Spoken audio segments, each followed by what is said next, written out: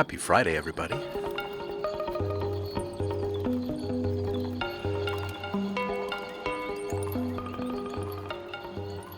The music calmed down for just a second for us, huh?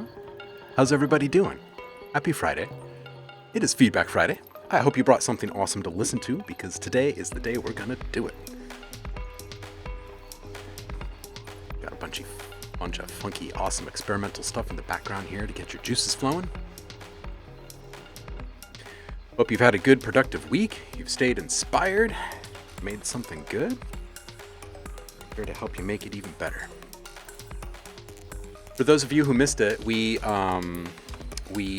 did a just chatting stream on Wednesday instead of a production stream, and we talked just about life, just about doing stuff in the industry, surviving, how to make money, that kind of stuff. I think we're going to do it again next week. One of these just chatting streams, probably on Wednesday again. So think about what kind of topic might be interesting to you guys, and we'll make that happen. Philogy says, intro tunes, top tier. Let's see who's here. 80 Cop is here. You were first. How you doing, homie? Philogy's here. Busty's Catbot here. Saying no more ambient. Now we funkin'. Yeah, it's Friday. Oh yeah. Who else is here? Kato's here. How you doing, homie? Ultimate Computer's here. Saying hello, universe. 80 Cop says, this is unshazammable music. Yeah. Yes. Ooh, Catbot brought another OST track because I haven't really made anything else new since last Friday. This is good. This is fine.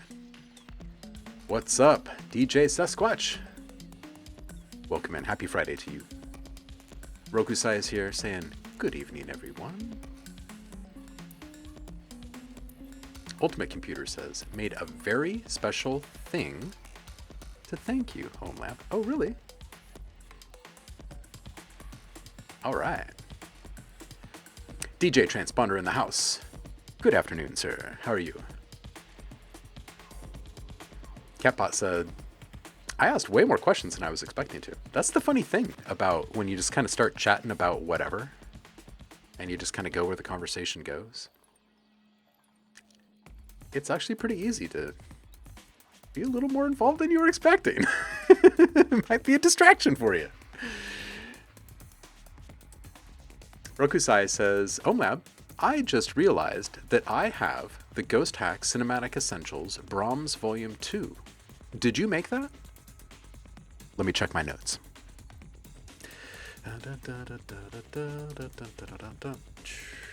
Let me see here. OMLAB. Hacks. Ghost Hack. Which one? Brahms? Did you say Brahms? Yes, you said Brahms. And you said 2? I think I did. Let me see. Where are those? Oh, you know what? Those are actually probably still in a Logic folder. So if I go over here and I go down to Ghost Hack and I go to Brahms and I go to, there it is, Cinematic Essentials Brahms Volume 2. There it is. That's the one. Yes, Rokusai, I did make that one. Yeah.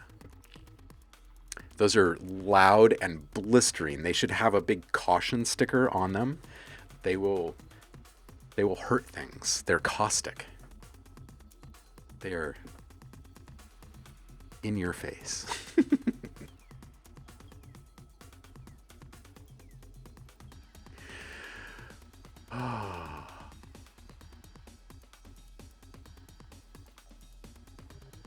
They do sound like me, don't they?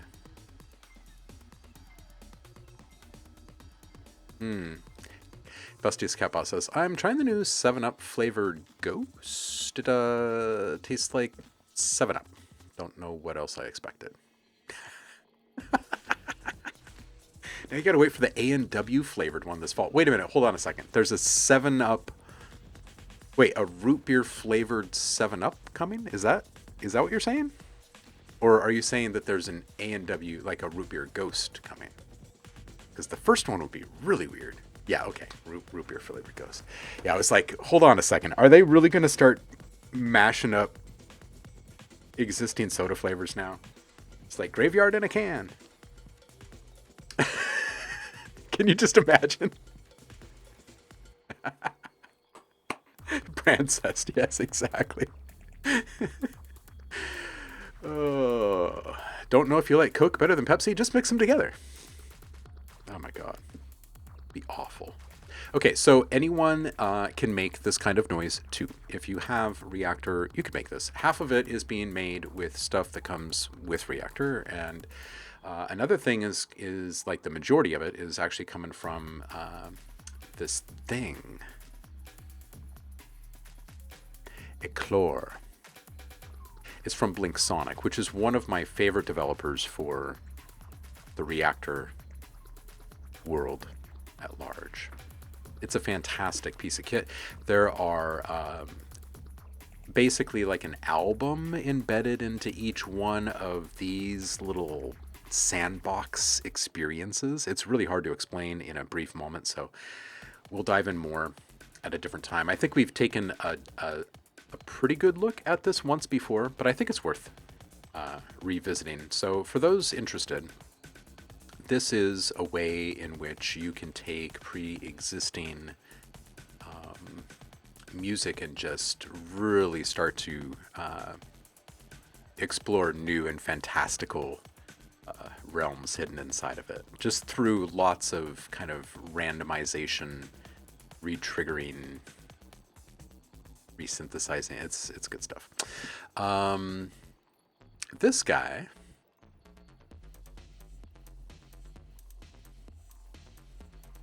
right here, I'm gonna solo this. This is Screewell. I'll turn this up for you.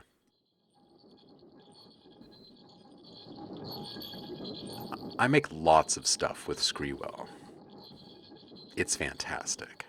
It just makes noise of varying types, different types of digital noise, and it can become quite chaotic and get out of hand, and it's freaking lovely. You know what I mean? Okay, and then there's a metaphysical function, because I don't do much without metaphysical function.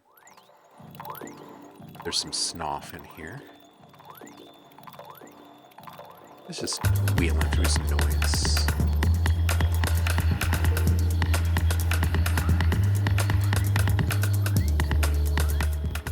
You too can Reaktor. If you have the Native Instruments Complete collection and you do not play with Reaktor, you're really missing out. And you're probably spending money on plugins and stuff. All right, shall we dive into some of your music? Shall we? It's Friday. It's Friday. It's Friday. Let's see who's here. See who's dropped stuff. Public feedback. Excellent. Ooh. Ooh. Rokusai. First in line.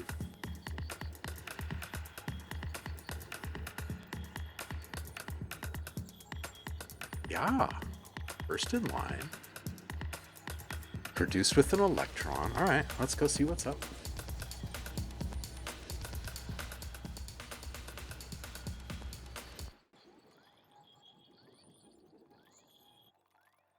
We'll just turn these guys off for now. We're going to have a special guest today. Did I tell you guys that? I didn't even put it in the title. We're going to have a special guest today. There's a new drum library out, and it's inside of a new sampler, and we're going to take a look at it, and it's going to be awesome. And we'll have the person that put this drum library together here, giving you guys feedback in just a little bit. Yo, KDHD is in the house. How you doing, homie?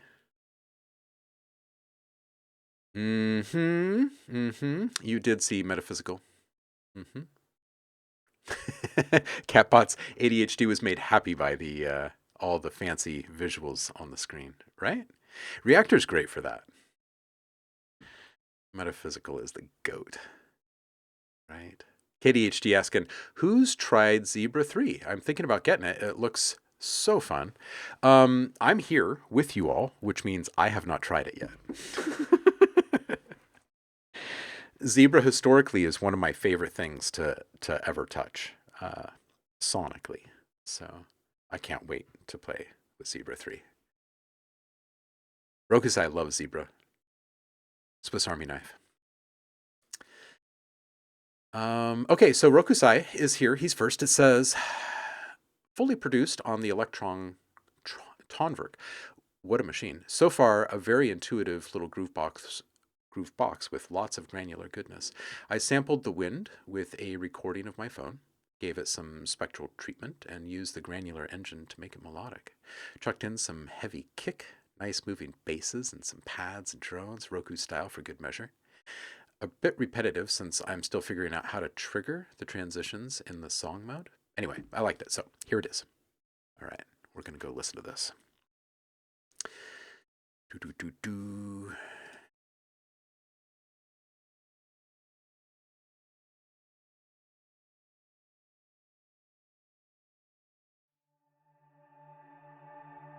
Let's see what this thing sounds like, shall we?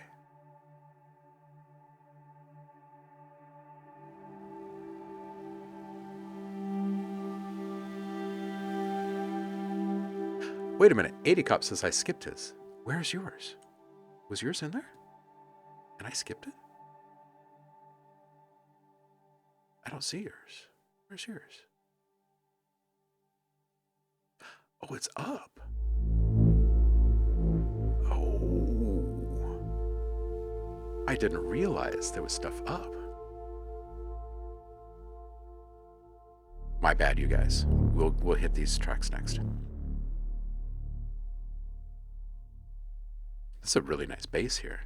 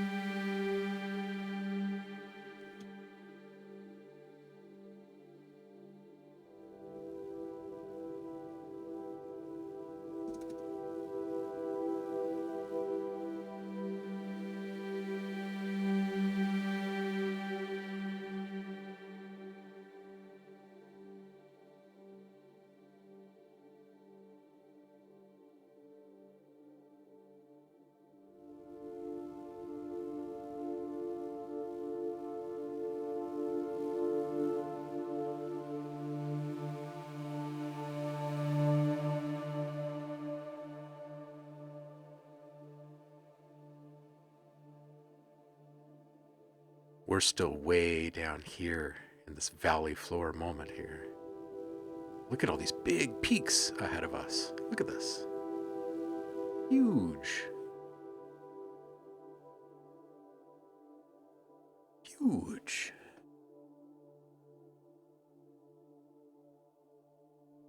Wolfie's here. Welcome in, Wolfie.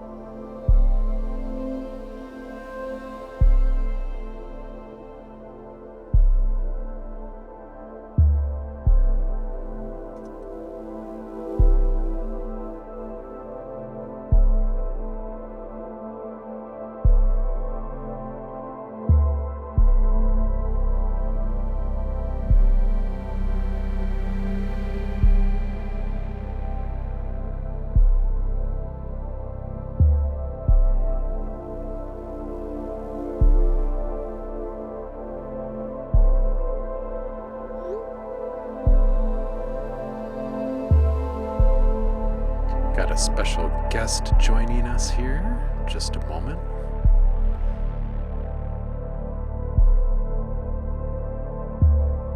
What a nice treat, kicking off the show with this Rokusai song.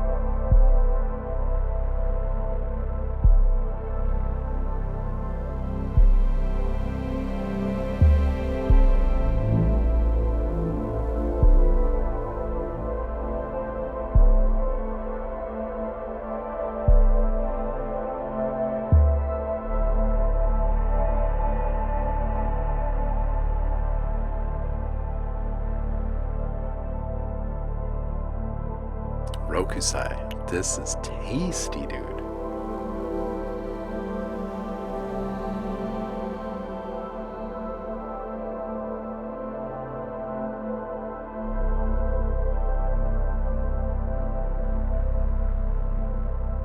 Tasty. Man. Great stuff.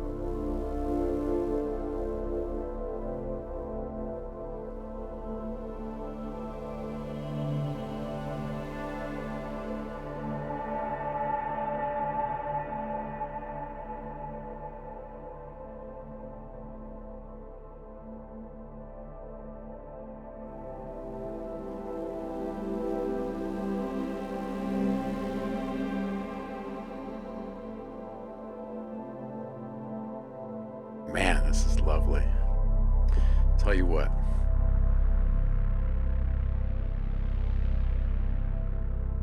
Rokusai got a new toy.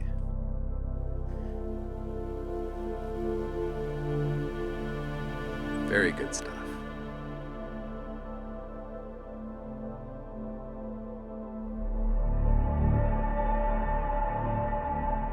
Yo. What's up, Danny?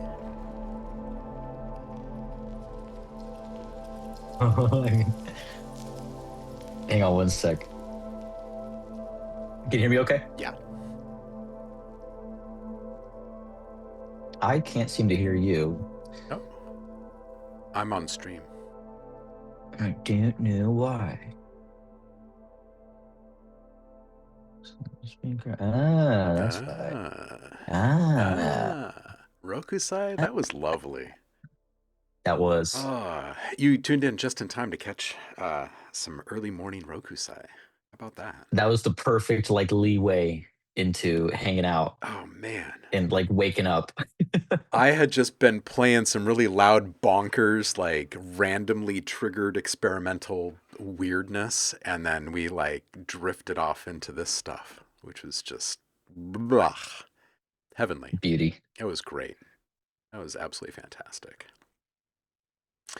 Um, Rokusai, are you going to make that available for people to use? Like, are you going to start selling that or what? Because, I mean, I know that it's just like a little thing you made with the new toy that you just got, but dude, come on. It's going to That's sell. really nice. Too many libraries have like that 10-minute limit on their tracks, you know? You don't see people uploading these like 20-minute tracks. Are you familiar with was it Marconi Union? I don't know. Yeah, I think it's yeah. um Let me Macaroni Union. Let's see. I think it's Marconi. It's something I recently played. But yeah, Marconi Union has a track called Weightless. Some of you may be familiar with it, and they have a 10-hour version of it on iTunes. I love it. It's like whenever I fly, whenever I go places, I take like a quarter of a Xanax, put that on, and then just conk out, dude. Like my flight to Nashville last time, it's like a 3.5 4 hour flight. It felt like it was like an hour. Oh my God. It's time It just travel. went, yeah, dude. It was amazing. Yeah, yeah. Mm, Oh, let me make um, sure that's right. for Great the song to fall asleep to. for those of you who do not know, this is our friend Danny. Danny is also the artist Imaginate, and he Yes. joins us from time to time here. He's incredibly, fantastically talented. He's going to help give some feedback to all of you who brought music today, and we will also be showing off a little something that he has just released as well. And before we do any of that, we have someone that has just dropped a what is this? It's a tribute track, a thank you, and they need to run out the door. Um, it's Ultimate Computer saying, "Okay, so I have a little surprise for you, Chris. Listen, only a short track, then a feedback one. Here it is. I told you I'd make it. Okay, here we go. This is a tribute. We're gonna listen." We acknowledge our gratitude.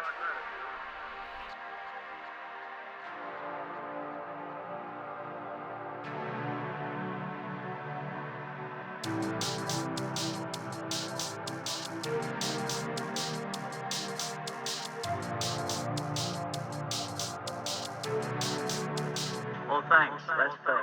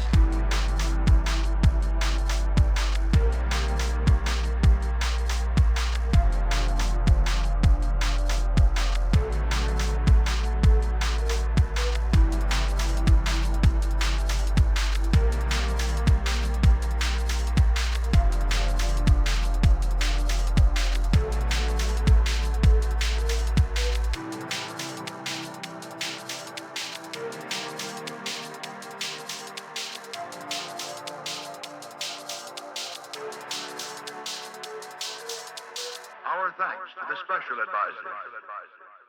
Hey, that was lovely. Ultimate Computer. I made Ultimate Computer wait a little too long for some feedback a couple of weeks ago, and I was like, "Hey, why don't you go pick out something from the website, make it up to you?" They picked out some nice ethereal sounds and said, "I'm gonna make some DMB with this." Like, all right, that sounds freaking rad. And now here it is, and it sounds freaking rad. That's awesome. Ultimate Computer, that was great. That was great. Good turnaround on that one. I love it. Super classic. Makes people think of the PS2 days. It's funny.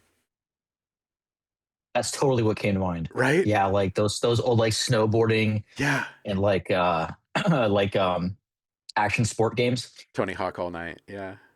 Mm-hmm. Yeah. Mm-hmm. That was awesome. Oh man, those chords.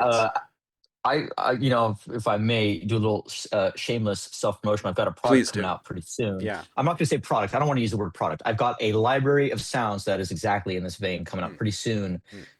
with one of my favorite partners. So I will Mm. let you guys know when that's coming out. Can you say anything more about it?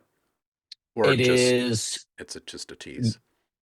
It's just a tease. I may be able to play a demo track for you guys today.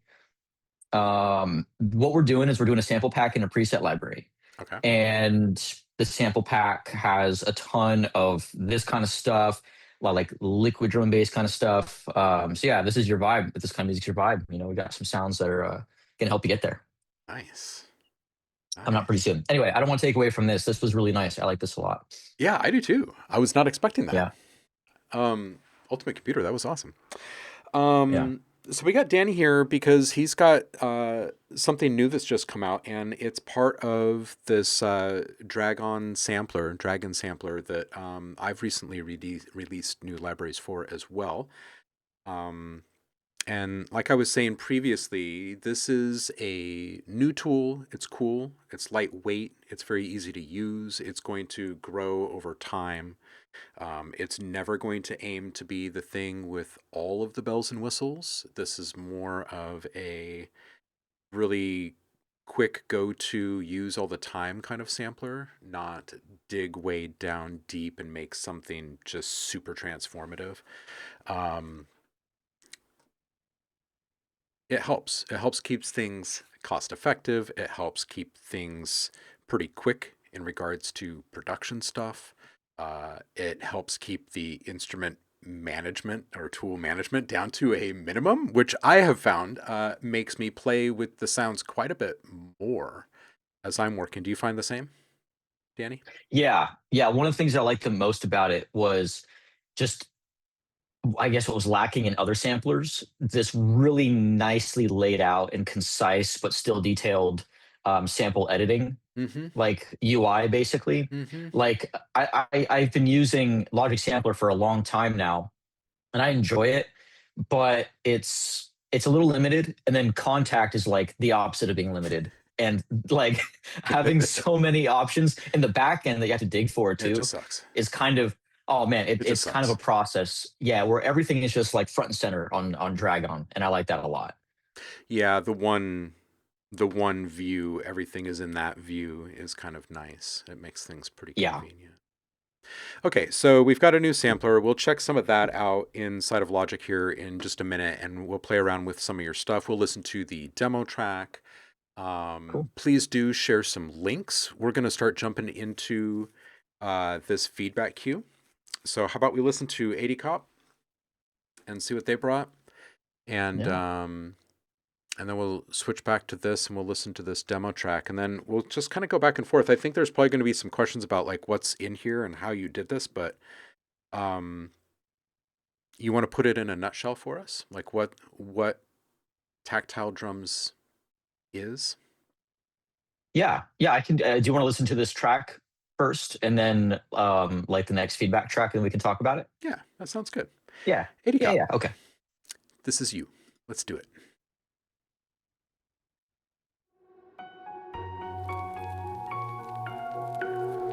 Oh, I need to grab my pad.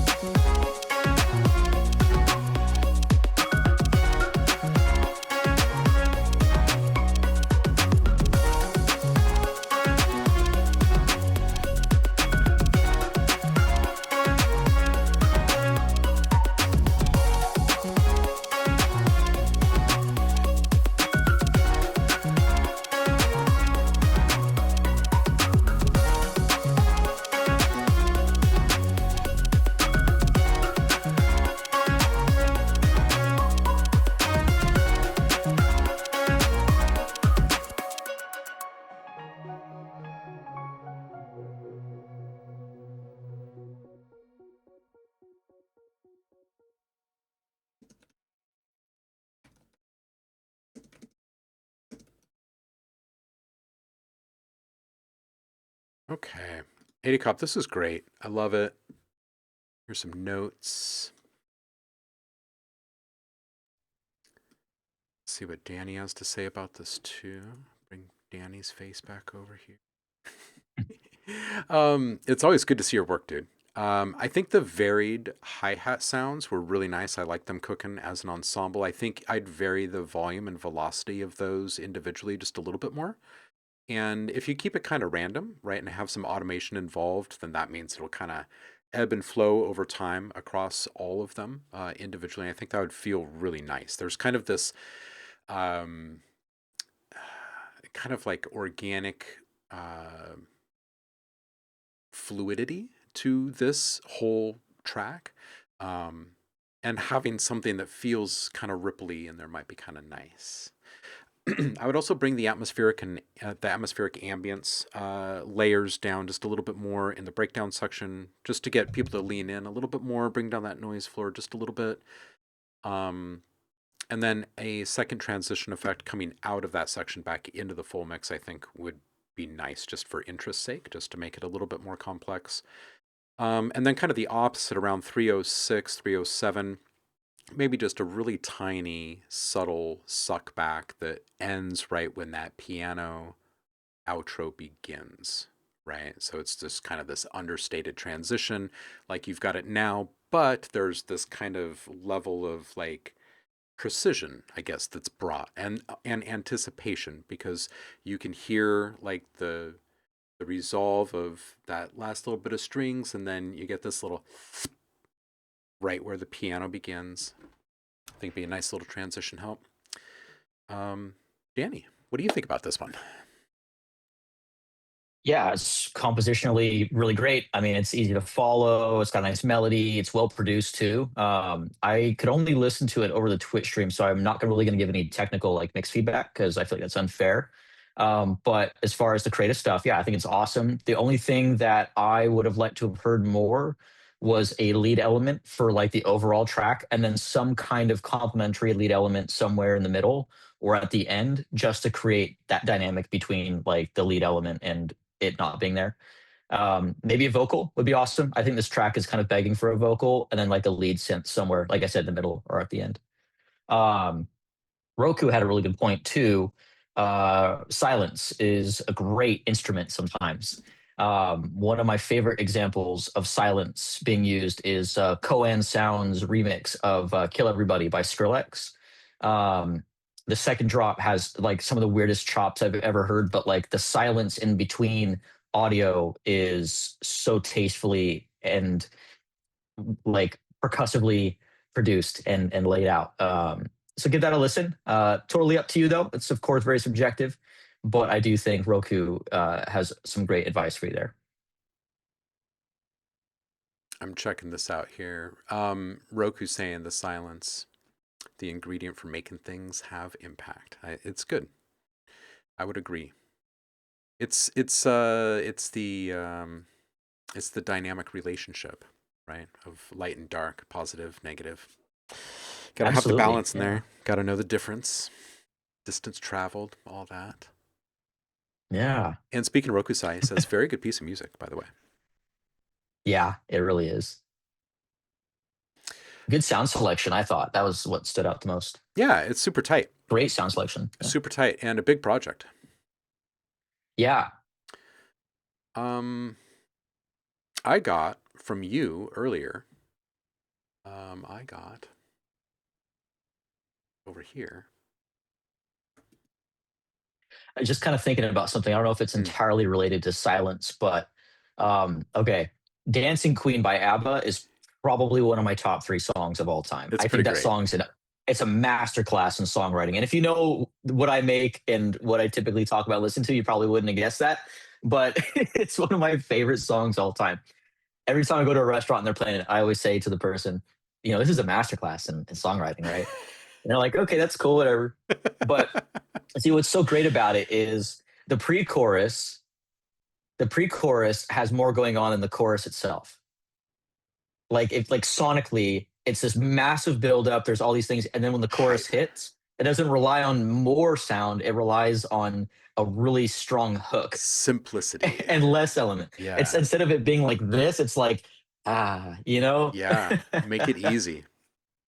It's an amazing piece of work. So yeah, sometimes it's not about adding more. Sometimes it's that dynamic between light and dark, more Less and is less. more. Less is more. Yeah, Yeah. What I can drop, you? let's drop. Yeah, Yeah. What can you get away with removing or just not doing entirely? And it yeah, oftentimes makes things more interesting. Truly. yeah. Yeah. Agreed. Agreed. I do like the dropless drop comment there. Yeah, That's pretty good. A dropless drop. I have yet So, to hear a song that's all build up right? and no drop. Oh man. That is the hook right there. The no drop all build. Yeah, That had to have been done. That had to have been done. I'm gonna it guess that has it to be. was Yeah, I'm gonna guess it was done during the early dubstep peak era where like Complextro was starting to emerge and people were doing all of these weird challenges. yeah. I feel like maybe Big Room was a good example of that. Yeah. Like big old, like Animals, or like oh, what was that the Sandro Silva song? Just all Holy hype. moly. Yeah, and then it's like kick with like a percussive synth resampled or something. See what we can Toot, get toot, away toot, with. toot. Yeah, see what we can get away with. Yeah, Exactly. It's great. Which is kind of rock and roll, so It is. yeah, yeah, yeah. That's right. Okay, so Danny, you've just made this thing. It's called Tactile Drums Volume 1 by Yes. Imaginate. And the demo track is right here. We're going to listen to this.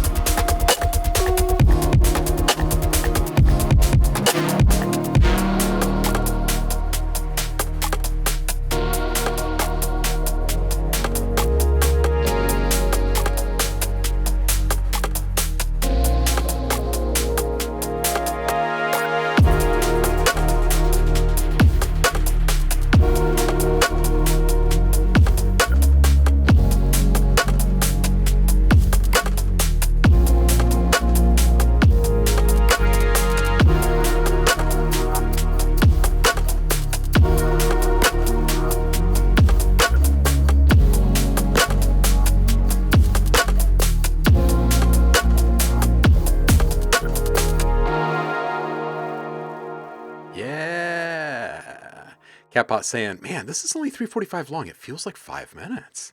There's a lot of interest flowing through this thing, man. A lot of time changes. Hmm. A lot of temporal fuckery, if you will. Yes. Yes. Yeah, that second drop in particular, I was like thinking, how could I have been really influenced by like Jegetronic Uh-huh. and Gesaffelstein or Steen, Sebastian, like those guys, and then also like Meshuggah, and I was just kind of like, Mm. let's do something like that Mm. Yeah. for like the Yeah. composition at least. Yeah. Imagine it saying, hey, that bass that you like is going to be available in an upcoming preset library. Ayo. Yes. Ayo. Yep. Yep. Just got it in for QC1 last week, I think. So yeah. Nice. Nice. Yeah. Rokusai Anyway. says, love the shifting of the groove. Love the organic grooves that are not static like a loop. Yeah, absolutely. Yeah. People dig this one. Lots of good things being said Cool. here. Yeah, man. Yeah. Glad you guys like it. That's a lot. That's a lot. Like just to absorb, that's a lot.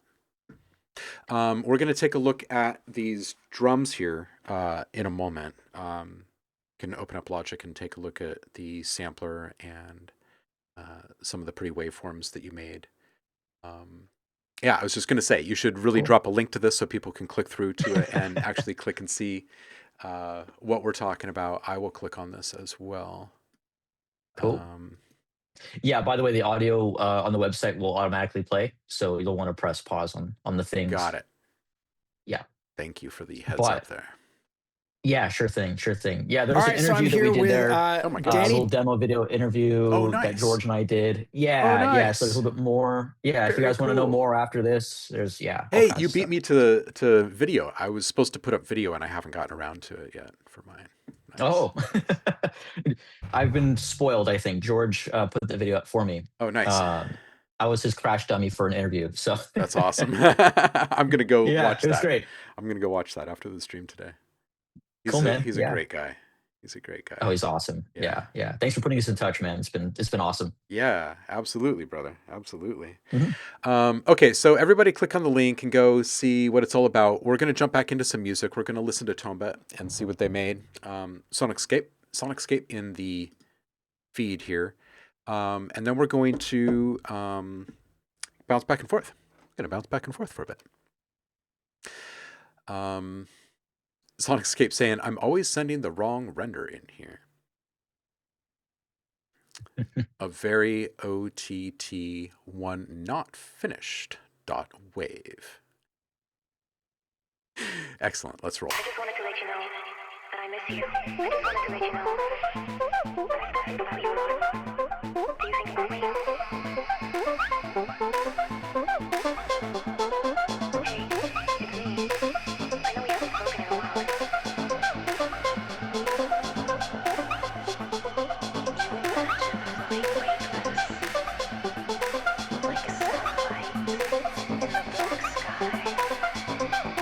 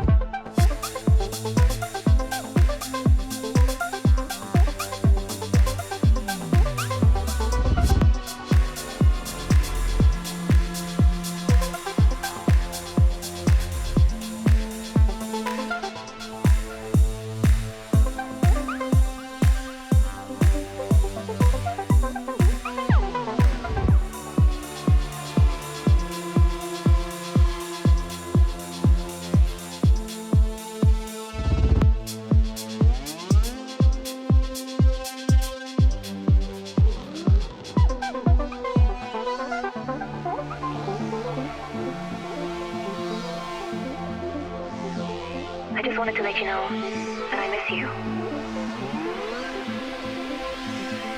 That I miss you.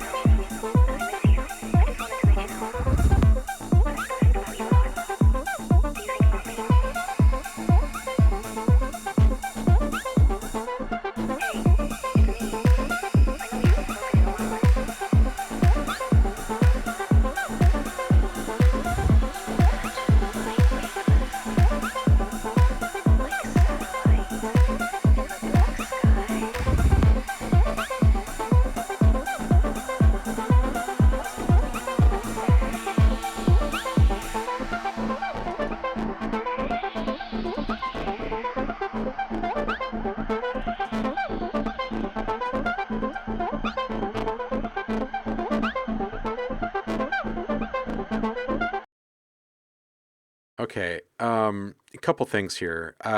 It's a really catchy track. Like the squeaky synth. I have no other way to describe it. In my mind, the phrase "squeaky cheese" it just keeps going over and over and over in my head. These feel like squeaky little cheese curds to me for some reason. Um, but they're fun. They're constant motion, constant movement, constant interest. Although I do think there is a point where maybe at 110, 112, whatever, where that transition happens, we actually bring those way down, like maybe 8, 10, maybe even 12 dB, something like that, right? And let them just kind of simmer and let them come back up after the 210 mark. So like for a full minute, they just go down into this kind of more supportive role player mode. And then that way, all of those other kind of swelling textures and stuff can really come up to the surface and lead for a bit, right? Have a limelight moment. I think that would feel really good. Um, but leaving it at the level where it is now, there is kind of this ambiguity is in regards to like what is leading the music and what am I supposed to be feeling right now while I'm listening to this. And I think that if there is a moment where it kind of surges back up after 210 or so, there's going to be this emotionally gratifying moment, this very satisfying feel of these things coming full back up to the surface and meeting you back at this point, right?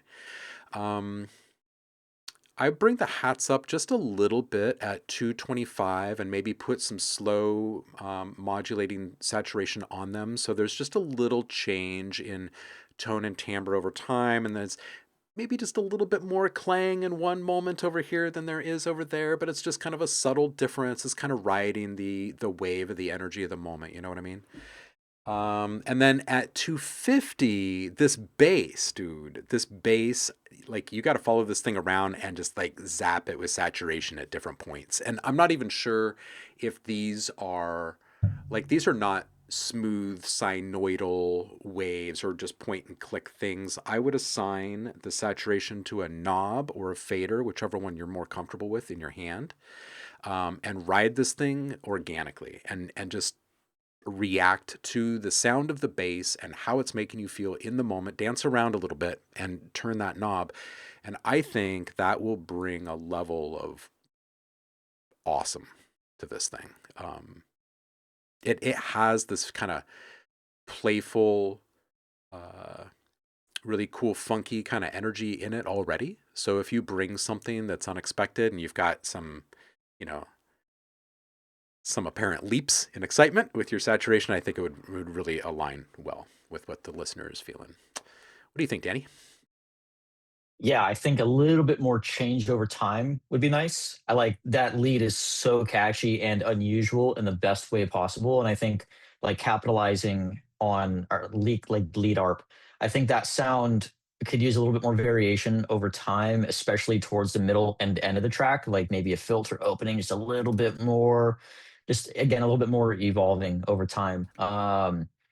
Mix wise, again, I don't know why it didn't pop up for me in the public feedback chat in the Discord, so I had to listen over Twitch. So I'm not going to give any technical feedback. Again, I don't think that's too fair of me to do, but yeah, I think just change over time would be the best thing that you can do, and that's it, really.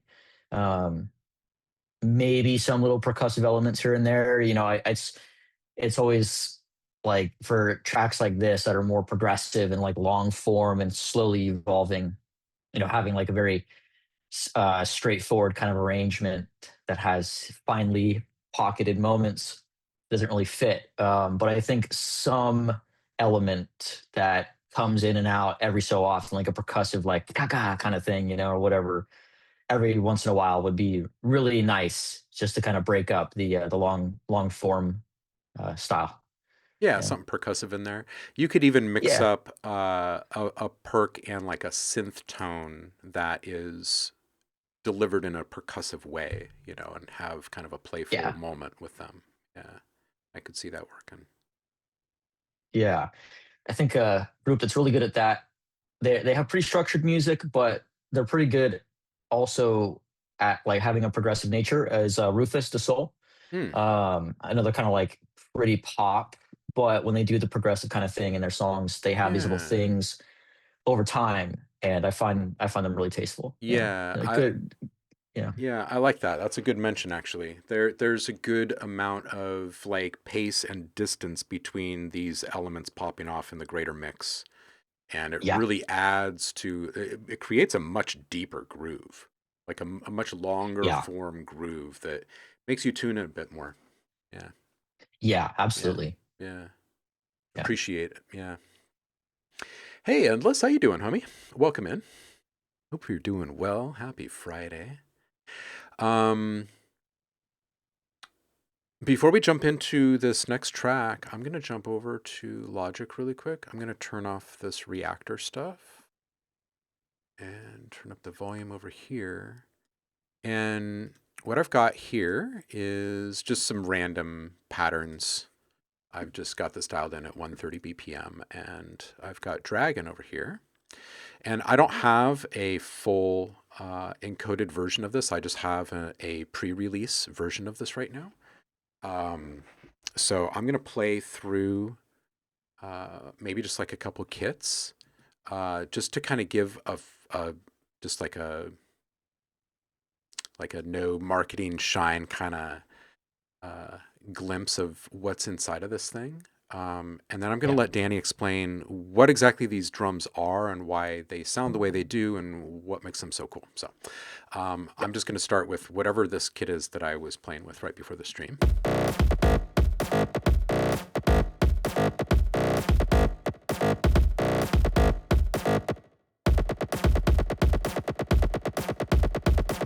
I'm just going to jump around a bit.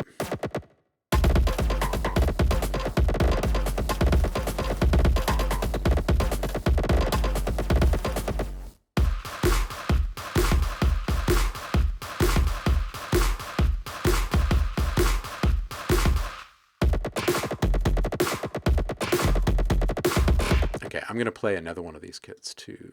That was one of the Fire kits, Energized, I think. This one is Core. Let's just start from right there.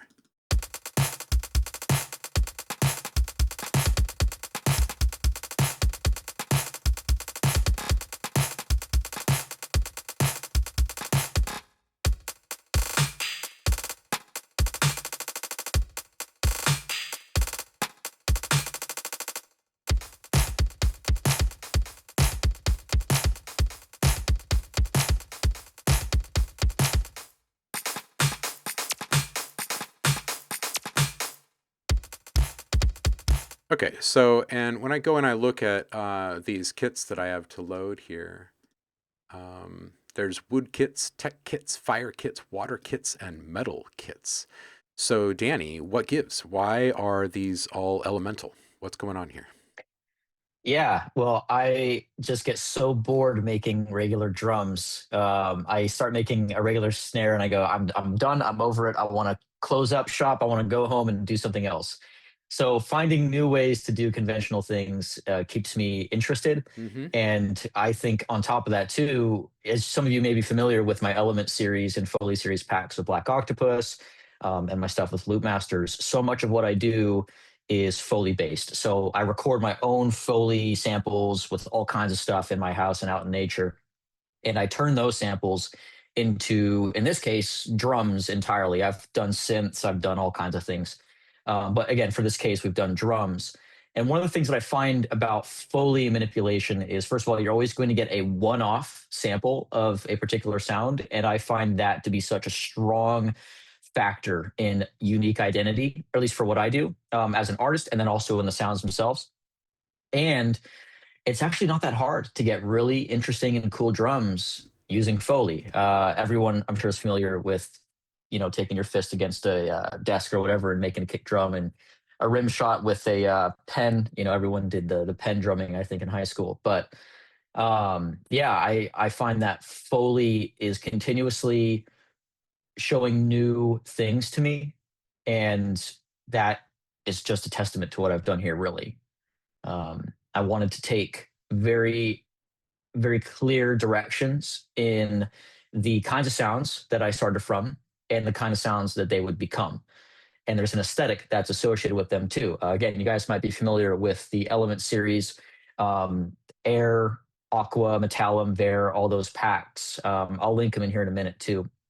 But all those packs had a very obvious aesthetic associated with the kind of material that was being used to make the samples, if that makes any sense. It does. And so yeah. that's the case here. The funny thing though is that since there's so many different kinds of textures and Foley types, you could say, in this pack, let's say fire. Yeah, we got firewood, water, tech, and metal. hmm And I didn't want to necessarily do the elements thing again because I've already done that. So it's more about not the element itself, but more about the texture, Yeah. the tactile like feature of Mhm. that kind of thing. And so that largely informed not just the like genre and aesthetic direction for each pack and the sounds, but actually how they sound, like the sonic unique signature, really. Mhm. Yeah. So that was the direction, and it just kind of came together the way that it did. And I wanted to tackle as many different kinds of like natural to man-made elements as I could. Yeah. So there's quite a bit of continuity and consistency across the folders, right? There's just a few in each one, but they each have such a strong individual sonic identity. Yeah. It's really fantastic. It's really fun. Thank I you. was having some fun Yeah. playing around with it, and I only had it for maybe like an hour or so before the stream, so I haven't played with it super in depth. But it's been exactly what I would expect from you, honestly. Exactly what I Right would on. expect from you, which is great. Which is great. That's a Yeah. good compliment. That's not a um, Oh, I'm not getting stale, am I? no, man. And you're not getting No. predictable either. I think that's what I mean. Is there's Cool. something that's Yeah. just really interesting and very much in line with the ethos of each and every kit, right? So each one stands apart from the others. Um, Mhm. they're not repetitious, which is nice. Yeah, so that was a big thing when I was designing the kits too, was there's definitely going to be some crossover that's really easy to come across. Especially with like the core pack or the core kits and the articulated ones. Mm-hmm. Yeah, it was really easy to come across very similar sounds, and keeping that in the back of my mind when designing them helped me keep things fresh Yeah. along the way. Yeah. And if I may explain too, so every element has three drum kit types. We have energized, articulated, and core. Energized is like heavy processing. This is like lots of saturation, effects, things like that, just like taking things as tastefully far as possible. Core is a little bit of processing. These are just like your bread and butter sounds, really, for drums. And then articulated is more percussive sounds and things that you'd layer on top of like your main drum track or whatever, just to add a little bit more texture. Um, I designed the articulated kit with both that and a cinematic production approach in mind. Excellent. Yeah, I think it's Yeah. good. I think the consistency across the kits or across the groups is great. I think that kind of gives you an idea of what to expect before you get in there. Mhm. Mm-hmm. It's funny, Hiroku, you need contact mics. Dude, I actually have some.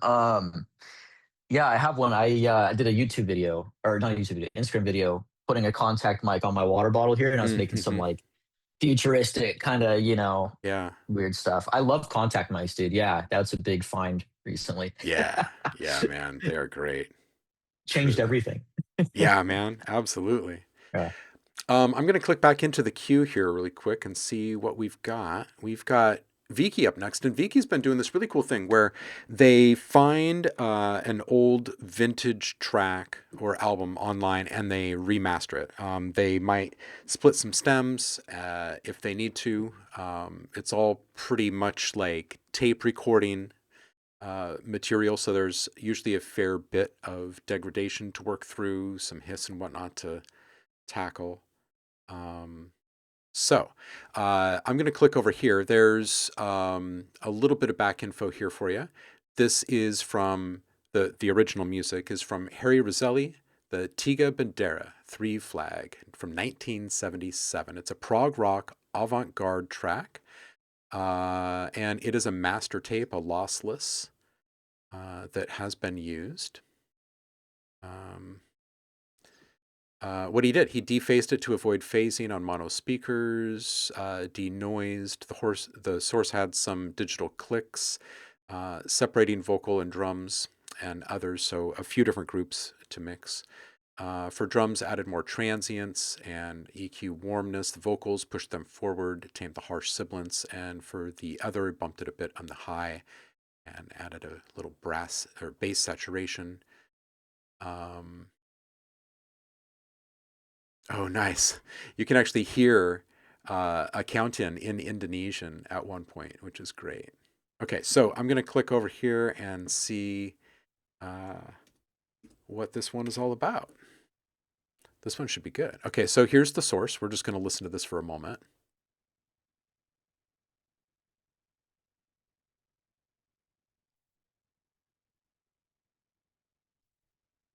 If it plays it for us.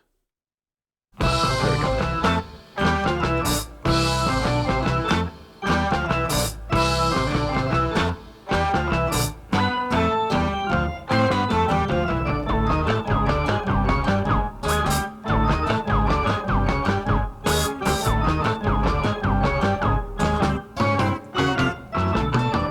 Okay, I'm going to needle drop just a bit here in the middle.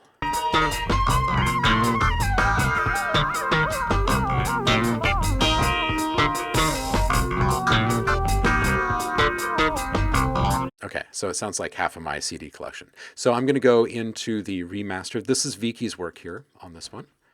And we're going to listen to the difference.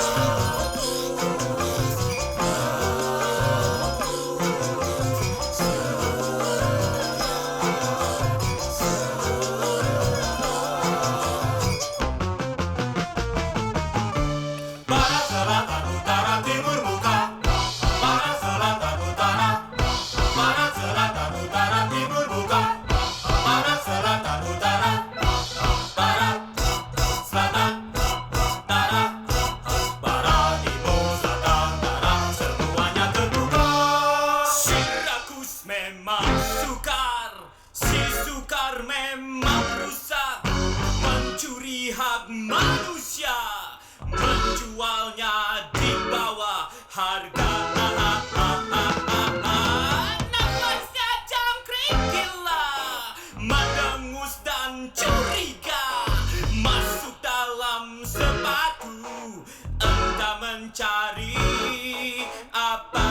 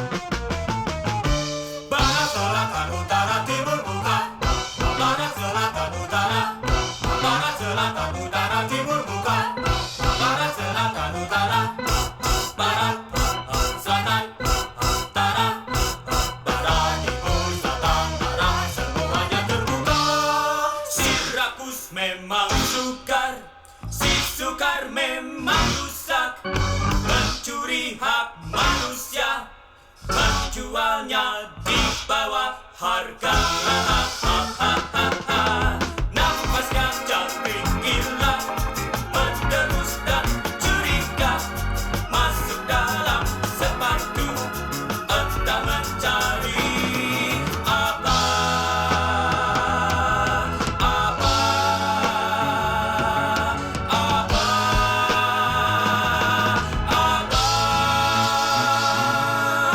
Semakin banyak manusia merusak budaya, semakin mantap julukan saya. Sebuah negara, julukan saya. Dengan 3 bendera.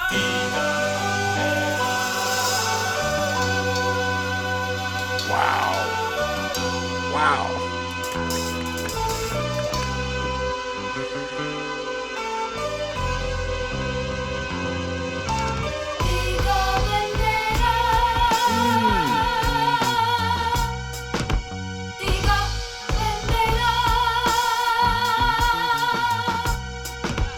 tiga bandera.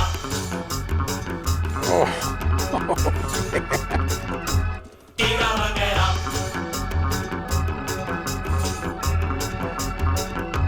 Tiga bandera. Tiga bandera. Tiga bandera.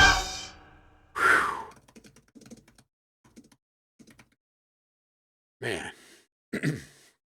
That was a fantastic pick. Vicky, that was a great find. And I think you did pretty well with this. There's definitely a lot less harshness, a lot less bright spectral noise presence for sure. And there are some very specific things that are kind of left. Like there's a very interesting little sizzle texture. And it's not just on this one synth. I noticed it on another one too. It's got to be gear related. Like it's got to be some really specific hardware. I'm not sure what it is, but man, it is just, it really tickles the ear in a very, very specific way. And that bass amp, like you can actually feel like like that fabric on the outside of the bass amp between you and the speaker. You just imagine it just like pumping a little bit, can't you? The gamelan was absolutely fantastic. I wish we could bring down the rest of the instrumental mix when the solo's happening at 5 minutes, because that was pretty fantastic. But yeah, this was a great find, Vicky, and I think you did a good job with this. I think you did a good job. What I don't even know if no, you're not in the chat right now, so I'm not even going to ask you. I'll just shoot you a message. Danny, what did you think of that? Well, I mean, I was totally into it. On prog. Yeah, right. That's some I mean, pretty I don't wild know. stuff. Yeah, I guess I would have to hear the original to really know kind of like what changes were made. But I mean, it sounded great, and it sounded like right. It sounded great without it being like too modernized, if that makes sense. Yeah, kept Yeah. some texture in there. Yeah, definitely. You know, it's something that's like so good about the ELP stuff. Yeah, Like the Tarkus album, like it's so raw in some places, but it's such a part of the sonic identity.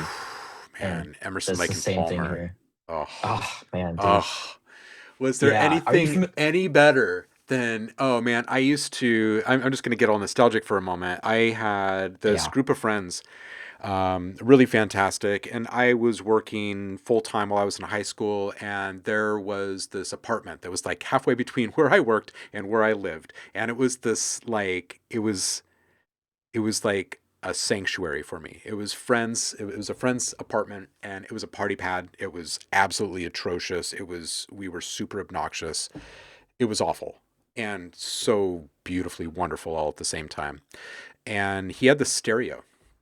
He had this stereo system with these speakers, and I'm not sure that I've ever honestly heard home speaker system rival this thing. But it was this absolutely brilliant thing. It was half Harman Kardon and then half ancient speakers that were really, really heavy. And he had it all like Frankenstein together. And man, he used to play ELP live on this system for me whenever I just needed a blast in the face. And there is like, it's transcendent, man. There are some things Oh that my these guys do, and they understood the medium so well. Oh my God. Yeah. Yeah. It's amazing to me. Like ELP and Yes, I think are two really good examples of groups who were able to express virtuosity that didn't feel disconnected from the composition. Yeah, it never really came across as cheesy or like corny in any way, and it easily could have, easily. Yeah. Yeah. Yeah. I just came across this group recently. I don't know if you saw my comment in the chat, but I've been digging Prog Archives a lot lately. Oh yeah. Progarchives.com. Yeah, like it's just, pretty much every prog thing ever. It's just such an archive of music. But I found this group called Magma. Uh-huh. You ever heard of Magma? Yeah. yeah, like French prog Yeah. kind of stuff, Yeah. dude. I'm like, whoa, this is like, I feel like a noob having listened to like Yes and like the kind of like big four, big five prog groups, and The then I'm like, tamer damn, these mainstream guys. stuff. Yeah. Yeah, Yeah. exactly. Which is so funny because it's like, that's not even really mainstream music of the time, but like Exactly. But it's it's like classic rock now. it is totally, Yeah. totally. Yes. The band Oh. was great. Then I found Camel as well. I like Camel. Oh, dude. Yeah, this is like this is akin to what people will be thinking when they stumble upon a label like Thrill Jockey 10, Hmm. 15 more years from now, when they're looking back at like the beginning of Glitch and the beginning of like the alt electronic stuff. Man, there is just some absolute virtuosity waiting to be discovered by the masses out there that never reached Yeah. mainstream radio waves, Yeah. in wherever they grew up, because there's a whole world out there, you know? Yeah. There's that guy from Black Midi, Jordy Greeps or something like that. Jordy He did Creeps. this album recently. I can't remember the name of it, but it's on this label that is pushing a bunch of weird stuff, Hmm. and as well as Kscope. Hmm. Like Hmm. those two labels, I think, are kind of carrying the flags for their different, like, kind of out there thinking music, but not like too out there. Like with Kscope, you've got like Porcupine Tree and like Steven Wilson. Oh yeah. Um, You should send me yeah, a link to like the other one, to the other yeah. label. Oh man, I got Apple Music open right now. Nice. Nice. Jordy, Enigmatic. yeah, Jordy, Yeah. super enigmatic. Yeah. Hmm. It's all rocket. That's so funny. Oh, it's a rabbit hole that's great to go down. Careless. It's yeah. The Prague rabbit hole is so much fun. Okay, Rough Trade. Yeah, Rough Trade Records. Mm.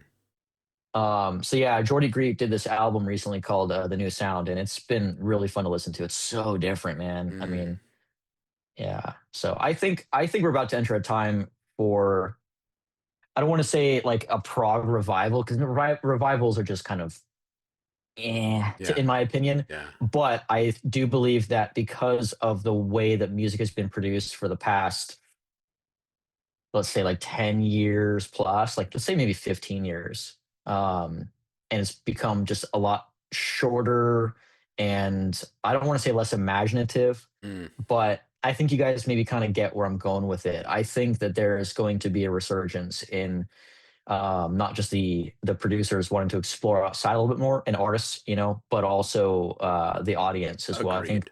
we're getting to a point where the audience is going to want Agreed. More. something different. Yeah. Yeah, yeah, Yeah. Something that they can't predict all the time. Yeah. yeah. Progressive, I think, Yeah. without knowing that it's progressive. Yeah. Yeah. I think that's why Invisible Touch was so successful with Genesis. Yeah, I think you're right. I think you're right. I think that whenever you're pushing against predictability, it appeases the masses. Like, of course, everything gets overplayed once it's a hit, but any band that has the ability to really surprise you, even with a radio edit, like the first time you hear it, you're basically guaranteed a good show when you go see them, right?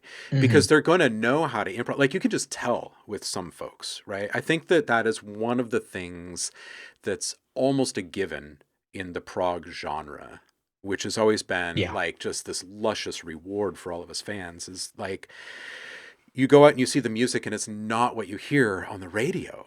It's just a further exploration of like their ethos basically, or like that one riff, yeah. and it's Well, you just see, fantastic. Yeah. totally, totally. I think like, maybe this is going to be a bit of a hot statement, but I think the idea of FOMO exists so much in right now, like in the pop sphere. FOMO is just because like you're missing out on seeing some superstar or whatever, but you're not really missing out on the performance, because the performance is mostly the same across the board. Whereas, Ain't that the whereas truth? like, yeah, like it's just true. Like, I know some people. I'm not going to say names, but I know some people who work at a really high level in the industry on shows, live shows, and it's pretty well curated, a lot of Yeah, it. they press play. And a lot of these guys love the prog music from back in the day because exactly what you're saying. I mean, you didn't want to miss out on a performance that How could you? might be different. How could Yeah, you? Man, yeah. yeah. My tape collection of all the different shows of the same bands. Like, I mean, and it wasn't just like Dead or Fish. It was like some pretty great bands that would just jam and jam and jam. We should get back to this Yeah. music cue because we have lots of people to listen Yes. to. But it's a great conversation, and I do agree with you that there is it's not just a resurgence, it's going to be a sea change event. I think that there's just going to Yeah. be, I think there's a pent up desire that people don't even realize that they have right now.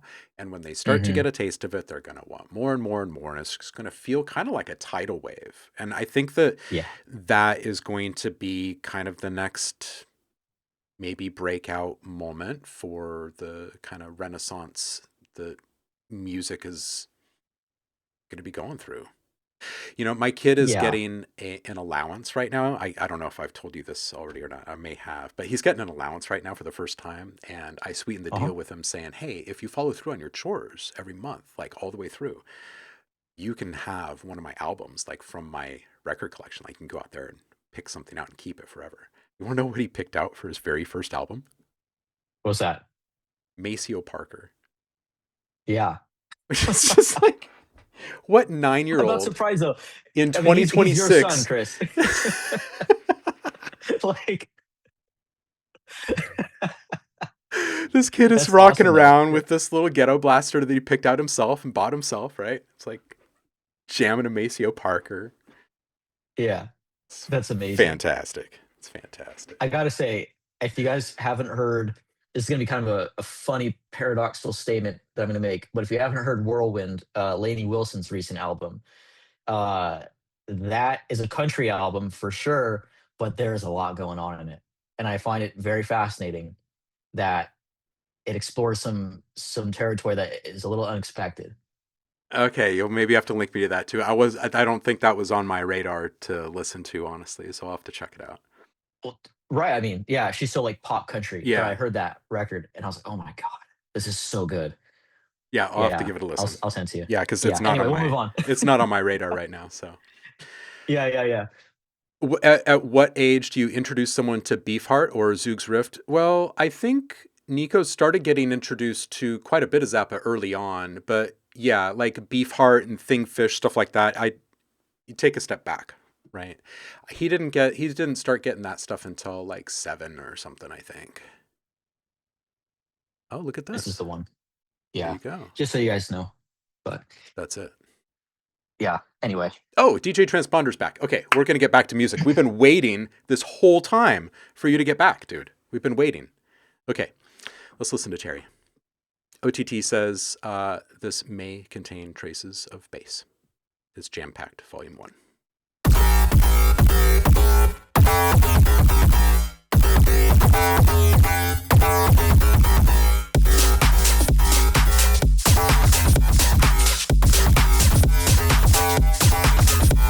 When I come to the club, step aside. Pop the seats, don't be hit me in the line. VIP, cause you know I got shine. Fergie Bird, give me love you long time. All my girls get down on the floor. Back to back, drop it down real low. I'm such a lady, but I'm dancing like a house. Cause you know I don't give a fuck, so here we go. How come every time you come around my London Bridge, wanna go down like London, wanna go down like London, be going down like. How come every time you come around my London Bridge, wanna go down like London, wanna go down like London, be going down like. Drinks start pouring and my speech starts slurring, everybody start looking for shit. The great goose got the girl feeling new. Now I'm wishing that I didn't wear these shoes. It's like every time I get up on the do, paparazzi put my business in the news, and I'ma get up on my face. For yeah, it's my thing. My lips make you wanna have the taste. You got that? I got the bass. How come every time you come around my London Bridge, wanna go down like London, wanna go down like London, be going down like. How come every time you come around my London Bridge, wanna go down like London, wanna go down like London, be going down like. Come on, let's take a shot at one ride. You gon' get a long time, I'll just support a ride. Come on, let's take a shot at one ride. You gon' get a long time, I'll just support a ride.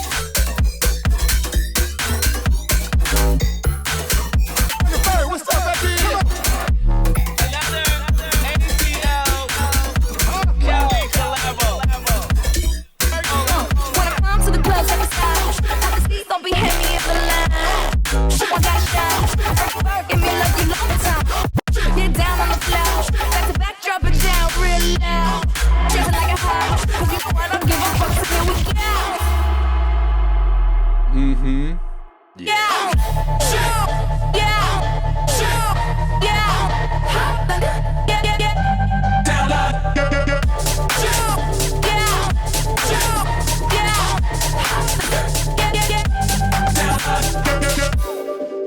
It's me, Fergie. The pen. Polo. Fucking Ferg, what's up, baby?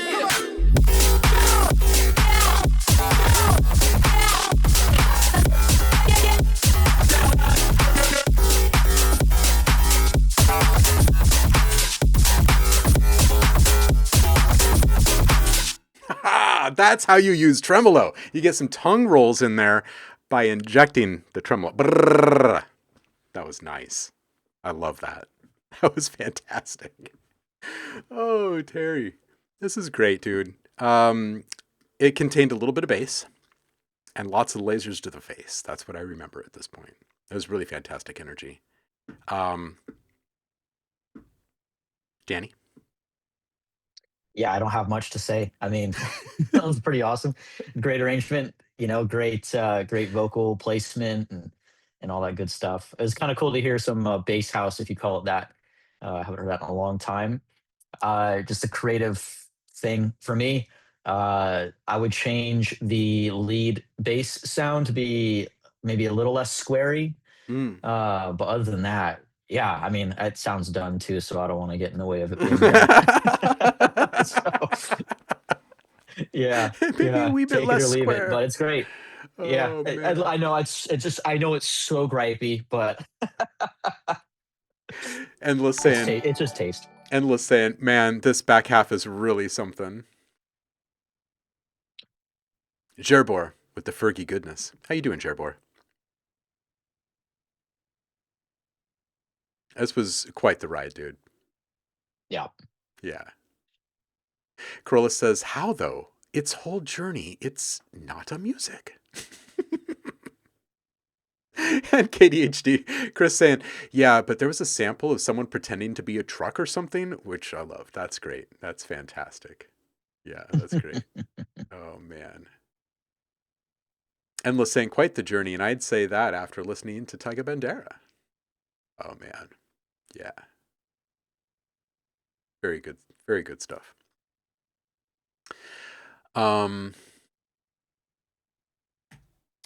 We're going to dip into some Ad Rocky after we listen to a little bit more of your drum kits, I think, if you're down with that. Cool. Yeah. I want to go into the wood kits. Yeah.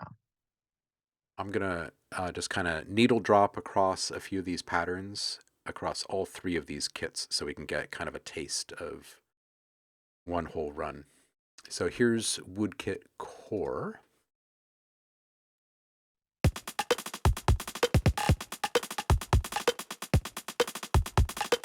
That's tight.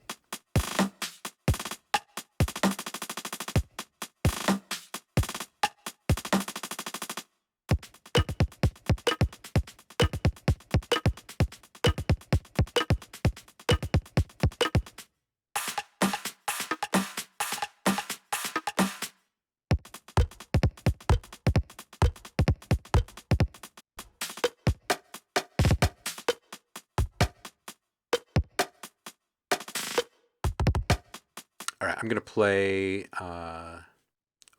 Wood Energized next. So that was Core. This one is Energized.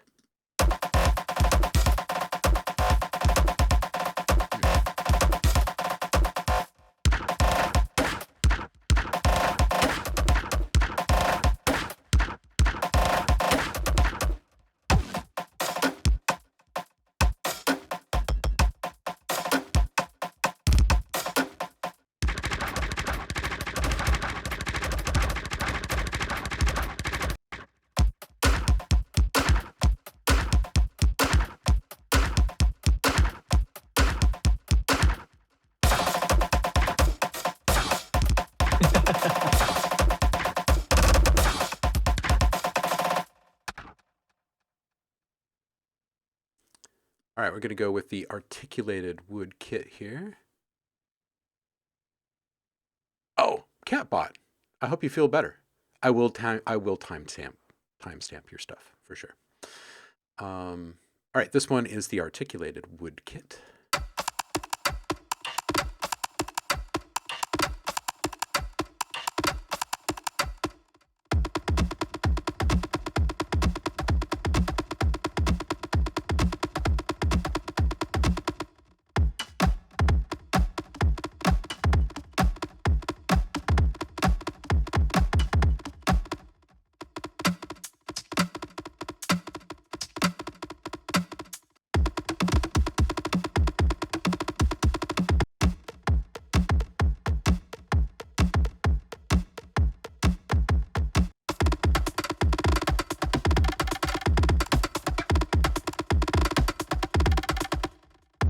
Yeah, man. I like these. These wood kits are tight.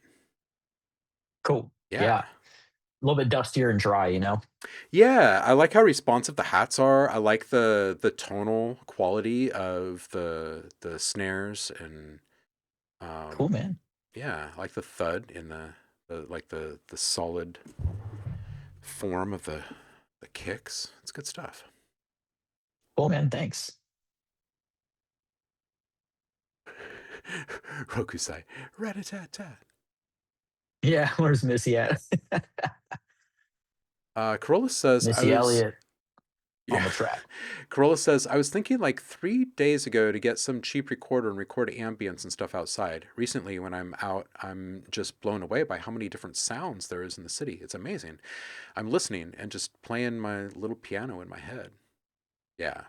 Yeah, I definitely think having a recorder with you is the way to go. There is so much inspiration just waiting.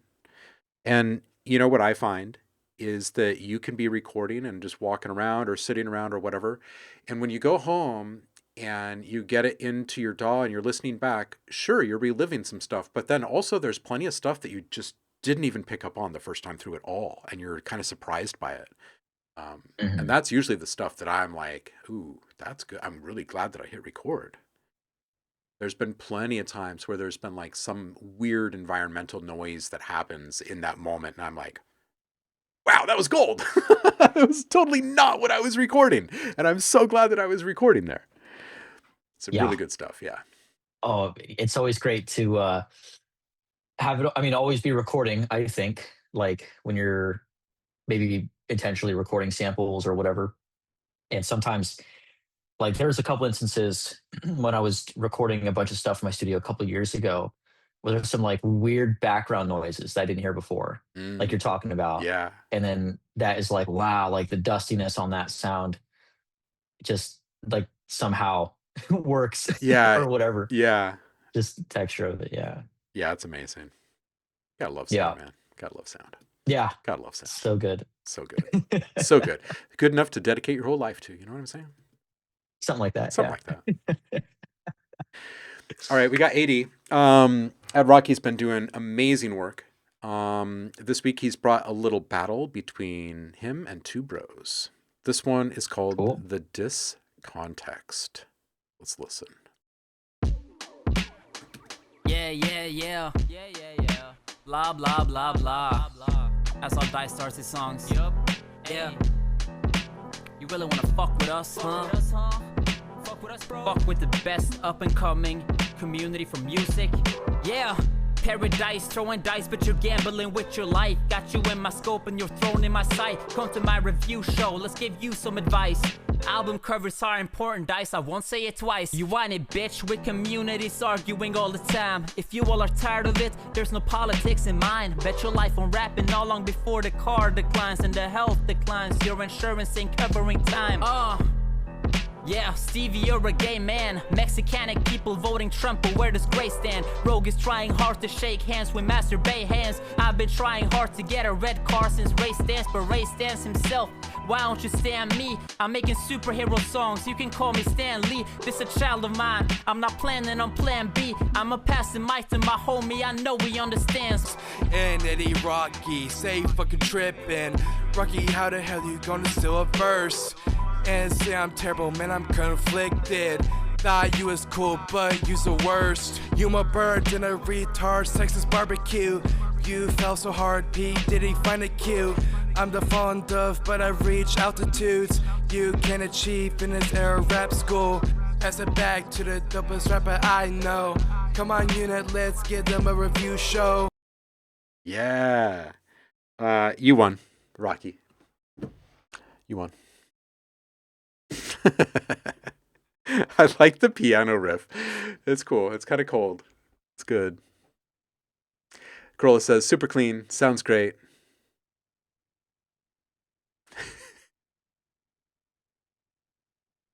I'm just reading this thing in the chat from Roku Sai saying, so Richard, which is Scruffy Rico in the community, bumped his Apple Watch a couple of times during his work shift at the hospital, and turns out he had a 32-hour recording by accident. Holy moly. Talk about a field recording. I'm just like, yeah, privacy concerns aside, there's some gold in there. Like, I bet there's lots of really good beeps. And Yeah. seriously though, like I would make bank if I had that recording. I would chop up all those. Oh man. Yeah. He should title that recording HIPAA. Yeah, right? Right? Oh, Rich, let's chop those up and make a few bucks. Yeah. Oh, man. Far Horizon, welcome in.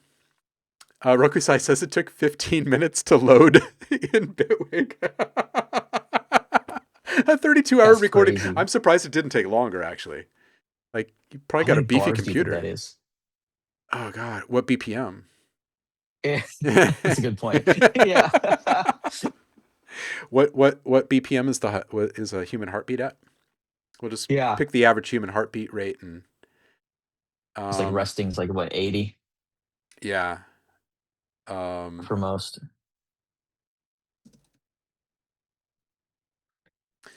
Nice. Okay. Yeah, that was cool, man. I like the piano riff was tight. I think just more processing on the vocals, honestly. Yeah, I think so.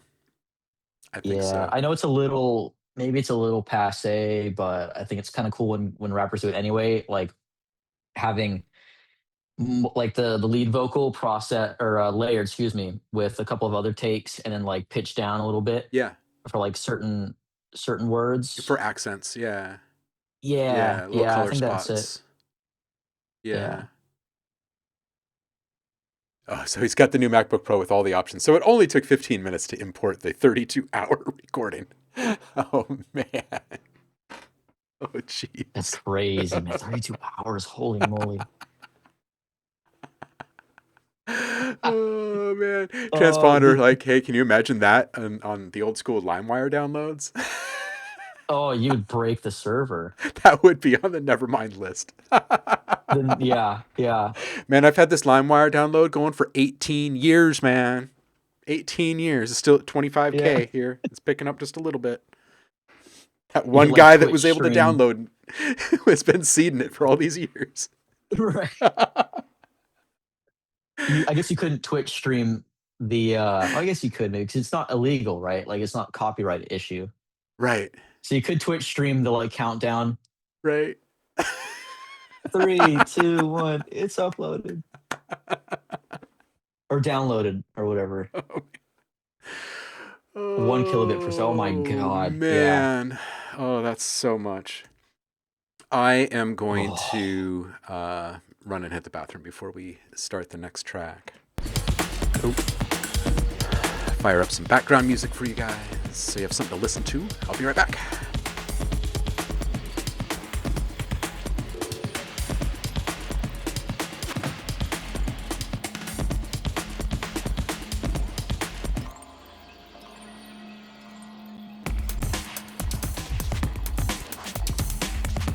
Cool, man.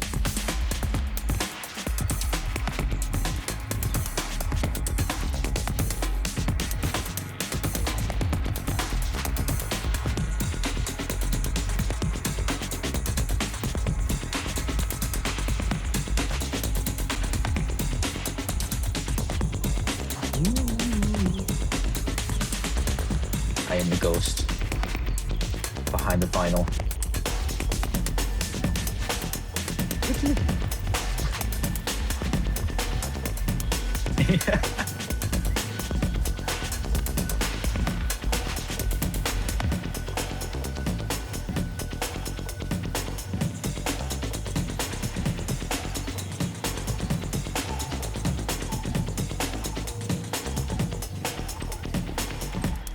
guys doing this weekend? Anything fun? Studio time?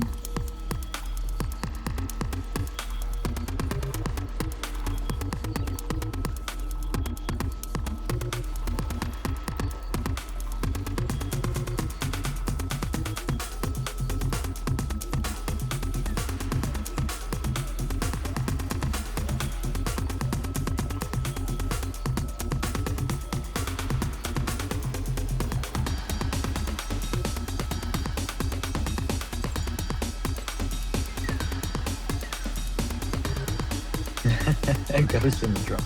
Ghost notes. Cool. We're gonna try to learn some Ableton this weekend. Nice, nice. Meet friends at a market. Cool. It's like a farmer's market, something like that. That's cool.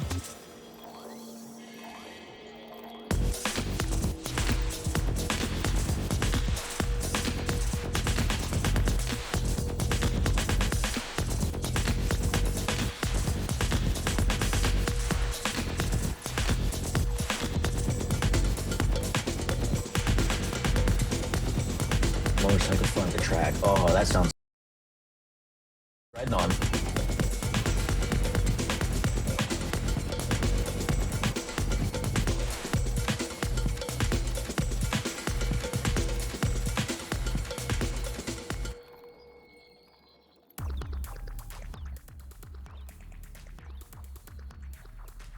Yeah, Ableton's funny, isn't it? I remember trying it out a long time ago.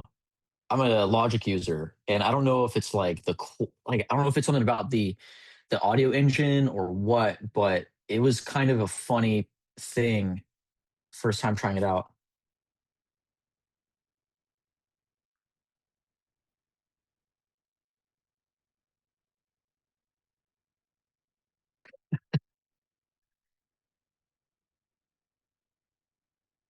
Who knows in between it? Brit Boy, yeah. I'm sure you're no stranger to Engine de Potouin or Potouin, I think. They're everywhere right now. Fun stuff.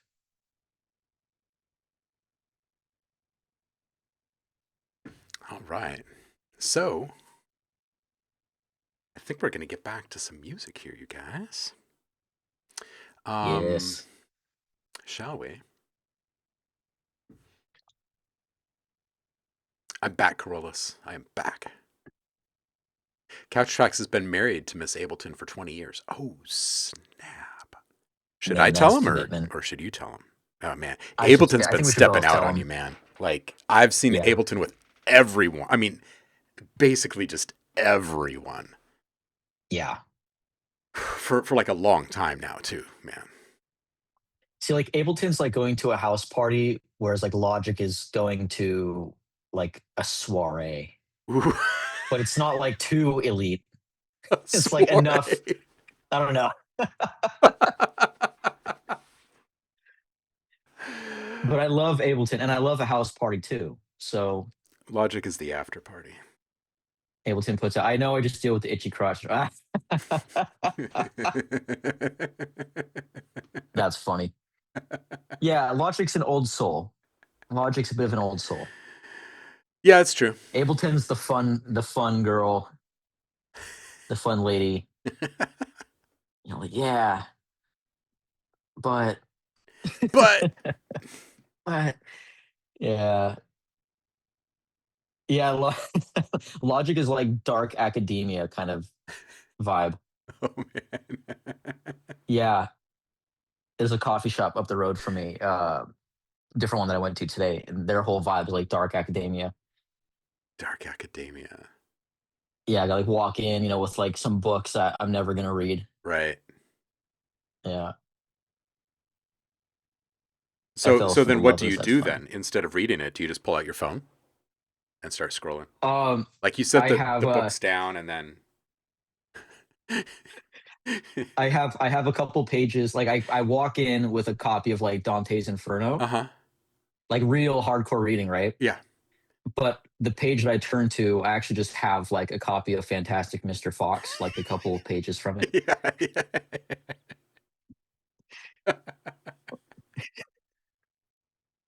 Something really, you know,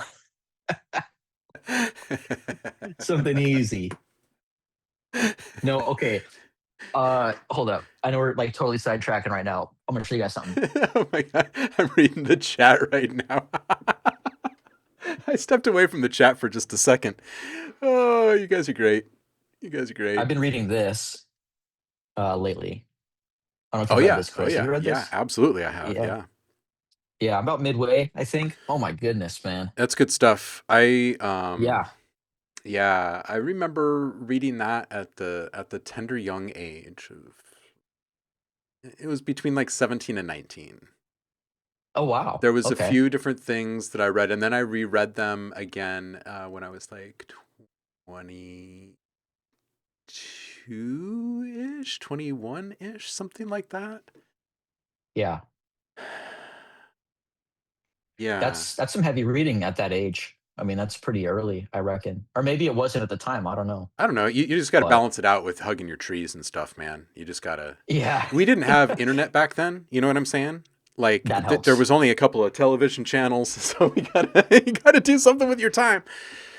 Usually Yeah. involved brain cells, either killing them or expanding them or something in between. So I would go. A healthy I would, balance. yeah, I would do some sort of something to make me feel weird. I'd go hug a tree and sit and read that kind of stuff and try and figure That's it all great, out. though. You know? Oh, for sure, for Yeah. sure. You and I talked about this when we chatted last time, but like I feel with so much excess now that it's kind of like, whoa, I had that moment where I'm like, okay, hold up. I gotta like read more or just like go out more. You know, it's like when you eat too much sugar or something like that, you know. Oh yeah, and you just actually Yeah. feel the effect, like the real effect. Yeah. Yeah, for a moment. Yeah. It's like you had tunnel vision and then all of a sudden, boom, like you just see everything. You're like, whoa. For what it is, and you're just Yeah. like, overload, I'm out. I'm gonna go Yeah. touch the Like, grass right okay, now and see if that's still touch the real. grass. Exactly. Yeah. In Arizona, it isn't. No, it's We all not. have It's fake like, grass. yeah. Yeah. That's true. That's Yeah. true. Yeah. Oh, we're not dystopian yet. No, Hmm. not quite Well, so Rich, we heard you have a yet. 32-hour recording from the hospital. Yeah. I would love to chop some of that up, man.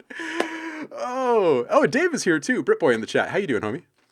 Yeah. Scruffy Rico here Yeah. saying, so been experimenting with ambient techno vibes. Nothing groundbreaking here and not mixed through, just some ideas. Okay, let's go listen then. Let's see what these ideas are. Let's check it.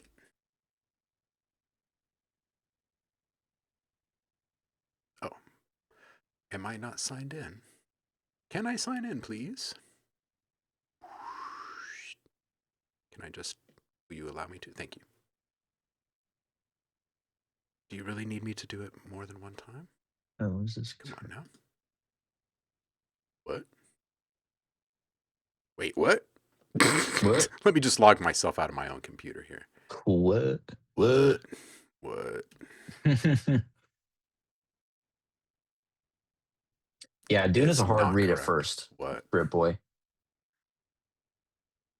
That and oh my god, the first couple pages of or few pages really of Fellowship of the Ring. That's a slog. I love Lord of the Rings, but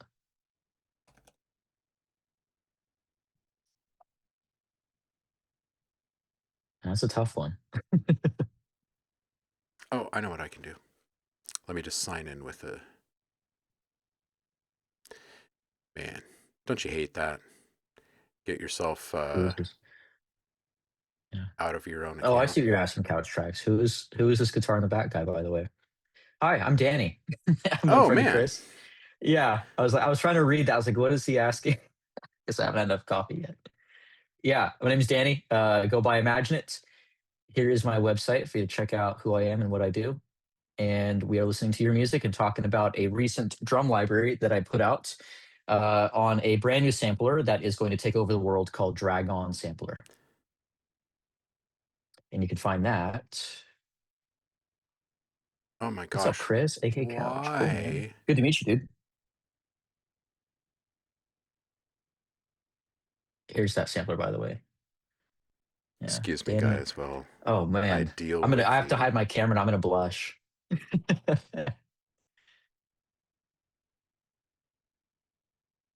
huh? Maybe there's just a thing with Google right now. I'm unable to log in. We'll just listen to it not logged in. That's cool. Safari. Yeah.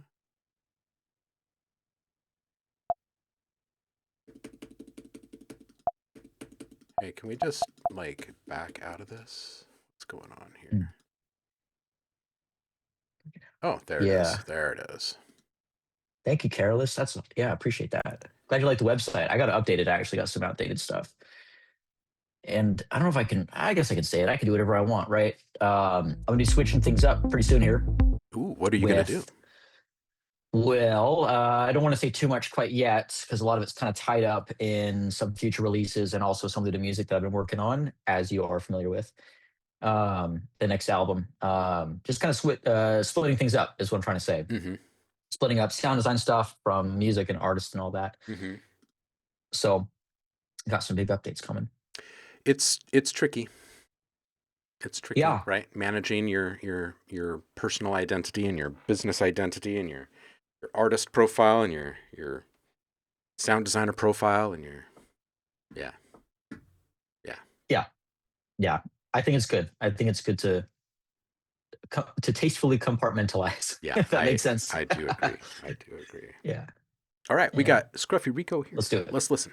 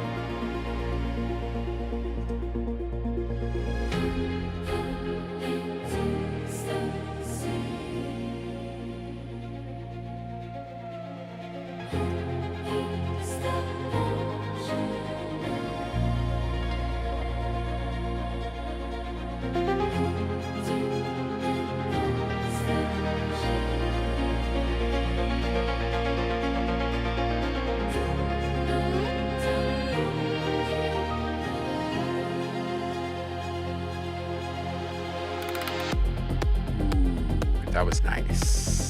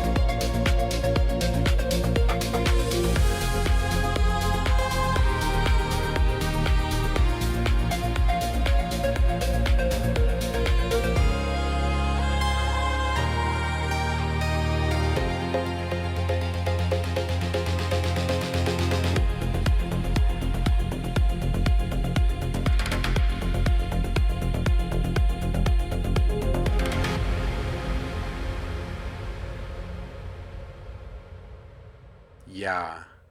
Yeah.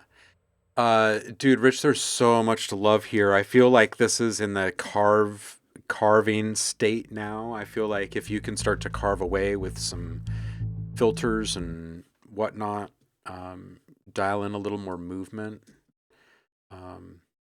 Like it's already sounding so good without the mix. Subtle contours on the rise and fall of the synths being layered and swelling around 250.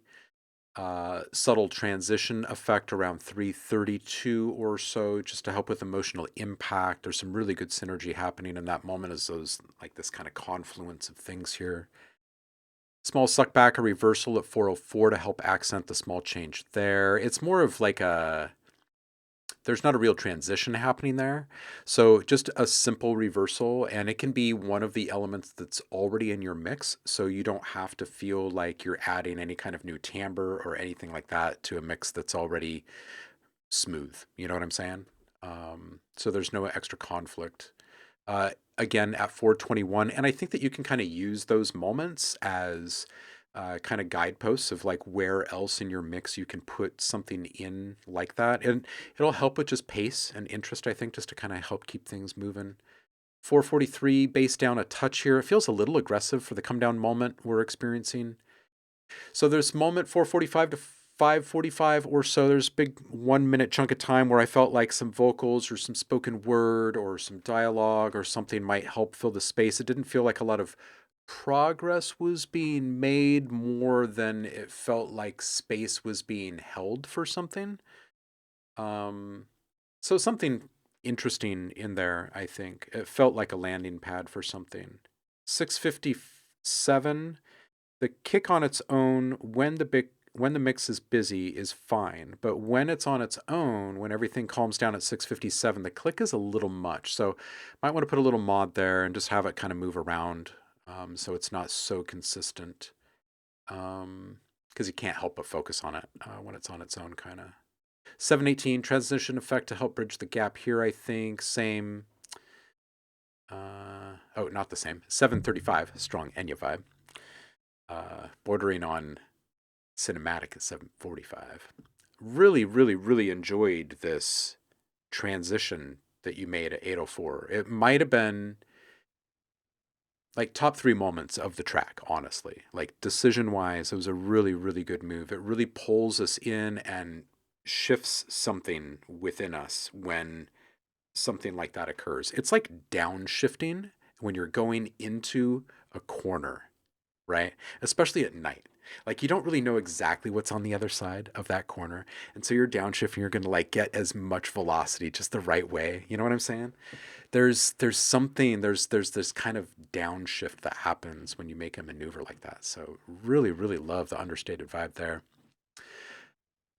Okay, so at 813, little more bold transition moment, I feel. Like the timbres that are coming in this new full mix moment are really kind of captivating.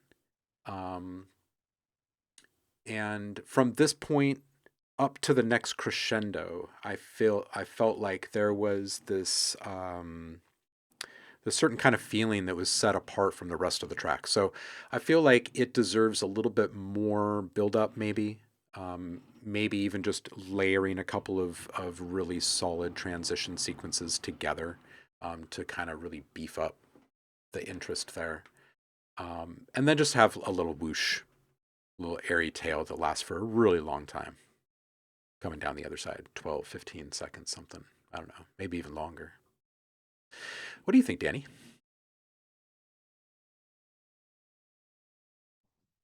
There we go. Yeah. I was thinking, I was so captivated by the composition that I wasn't really paying attention too much to like mix stuff. And I think you've probably covered a lot of it already anyway. I mean, the mix sounds really good as it is. Mm-hmm. I think the only thing that I was missing were the only couple things to me were like very obvious transition cues. Mm-hmm. Yeah. I think you kind of covered that as well too. That could be like a number of things, obviously, like processing, saturation swells, as you said. But I really like that. I love that outro or like the last kind of drop. Yeah. just that massive crescendo to like the very Enya Yeah. coded vocal moment was awesome. Yeah. Um, I would say like actually there was one thing that I was thinking maybe some kind of vocalist who's in the same range as the singer that you've got there who can do like a spoken word moment would be really Mm-hmm. pretty. Mm-hmm. Yeah, yeah, Yeah, not to dwell on the Enya vibe, but I do think that you kind of hit one of the more ideal kind of timbre combinations here with your instrument selection, the chords, the whole vibe, and then this female vocal. And if you go and you listen to some of the early Enya stuff from like, early 90s, like say 1990 to 1992, something like that. Like when Orinoco Flow came out, right? hmm There's a couple of different tracks in that album, if I remember correctly, where there's some spoken word, some Gregorian chant kind of moments where things are broken down and there's not quite a whisper state, but it's very much this kind of intimate, kind of close proximity thing. I think that would feel really good in here. I have no idea what she talks about, but it would feel good. It'd feel good. Yeah, something that's not like very obvious lyrics or something. Mm-hmm.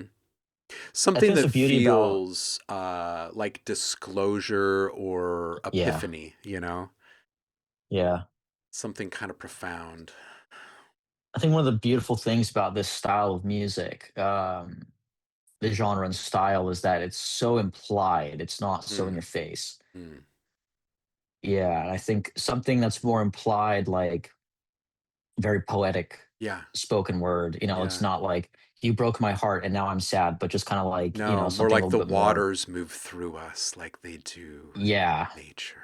And yes, yeah. yeah. I think it's Some pretty. affirming yet profoundish kind of thing. Yeah. Yeah. Yep. Let us just write this track for you here, Rich. You are the peanut butter to my jelly, Whoa, or dude, that's that. so good. Oh my god. Yeah. Oh man. Oh, Dude, pass the bonk. That was so good. that's right. Those Nashville writers better be ready for me. You will collect your nickel now. That's right. Yep, Yep, yep. I will My take my perpetual nickel. nickel. I will take it. Um, That's right. I was going to go over here, and I do want to listen to a little bit more of these kits. Do you have anything else to share with us about the kits that you made? The library that you've put together for Dragon? These Yeah. tactile I think I've drums. kind of probably covered the Foley aspect so much. One of the things that I guess we could talk about the genres and the styles associated. So the fire kit was designed with like industrial, very like heavy processed styles of music, very energetic. Whereas like the wood kit was designed with more of a liquid drum and bass kind of like very arboreal sort of aesthetic. Obviously because wood. Tech is like definitely cyberpunk coded for sure. Metal again, very industrial kind of stuff.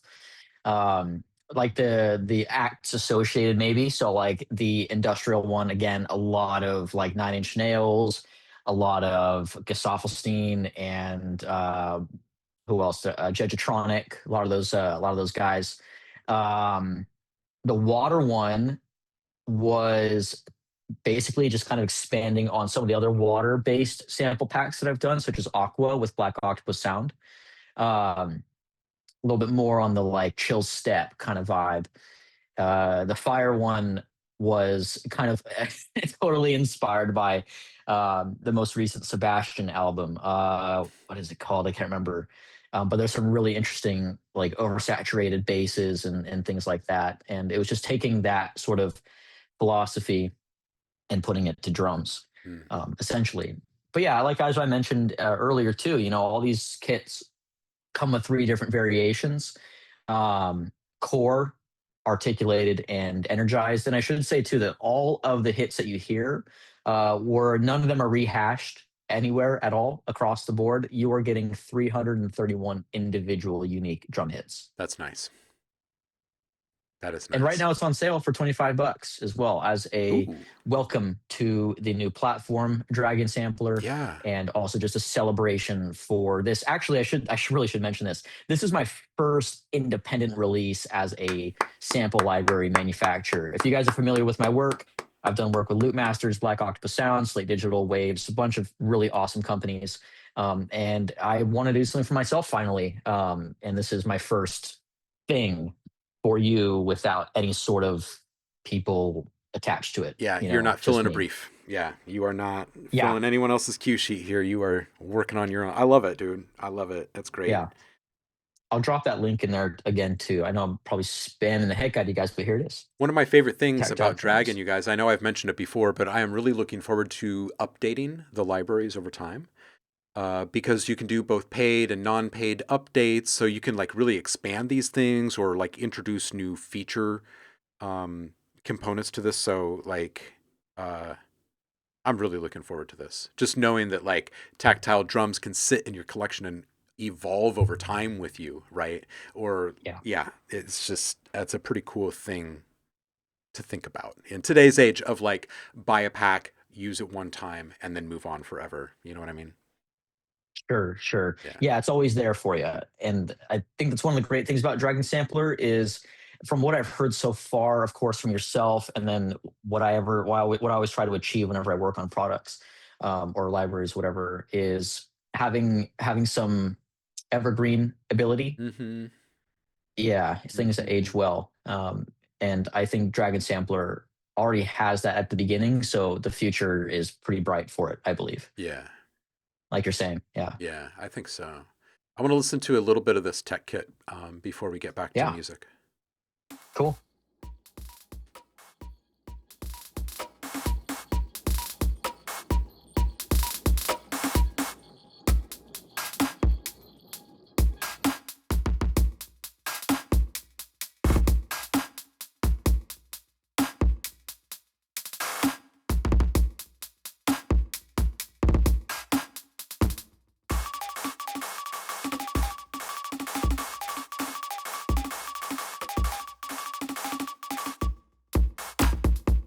Okay, I'm going to play some of the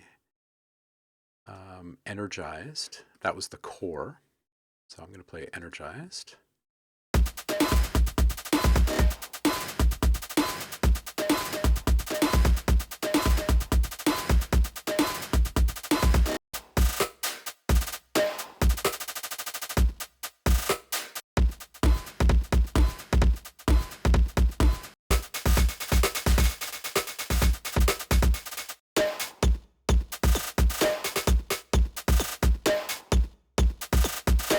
Yeah, I like the bite of this one. It's got a good little edge to it. All right, I'm going to check out this articulated kit. Ooh, big room.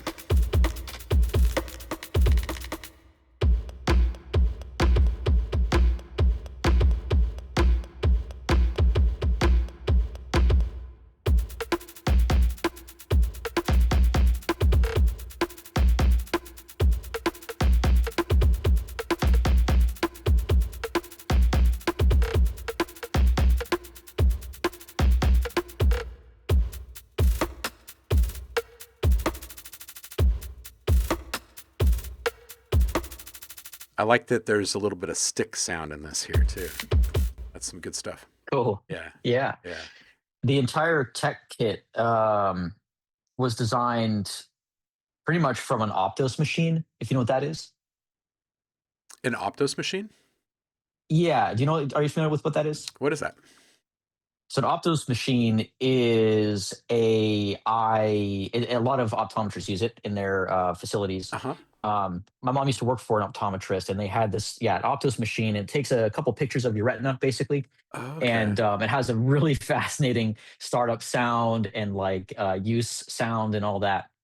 Remember, I did like probably about a 2 or 3 minute recording of it, Uh huh. and pretty much all of those sounds came from that Optos machine. That's Yeah. dope. That's dope. Yeah, yeah. Yeah. I don't think you're going to find that anywhere else.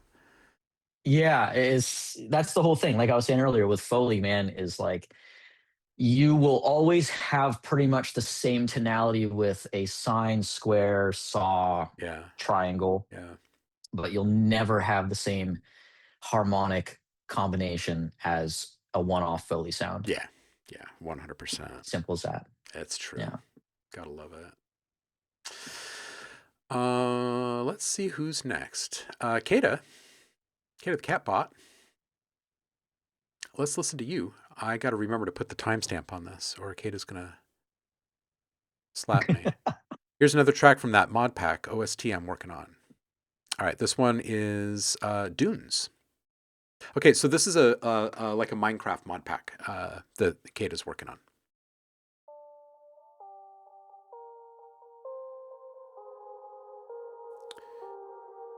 $243.30.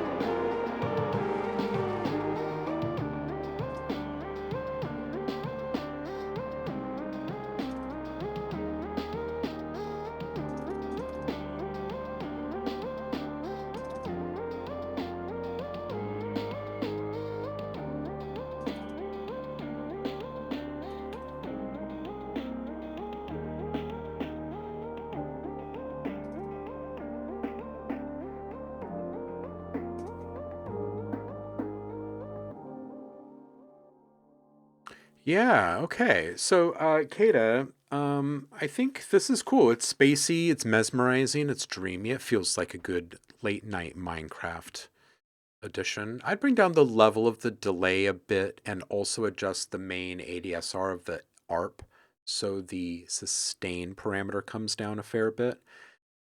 Just feel like both of those, the sustained kind of presence in both columns there, reverberated and OG signal, can come down.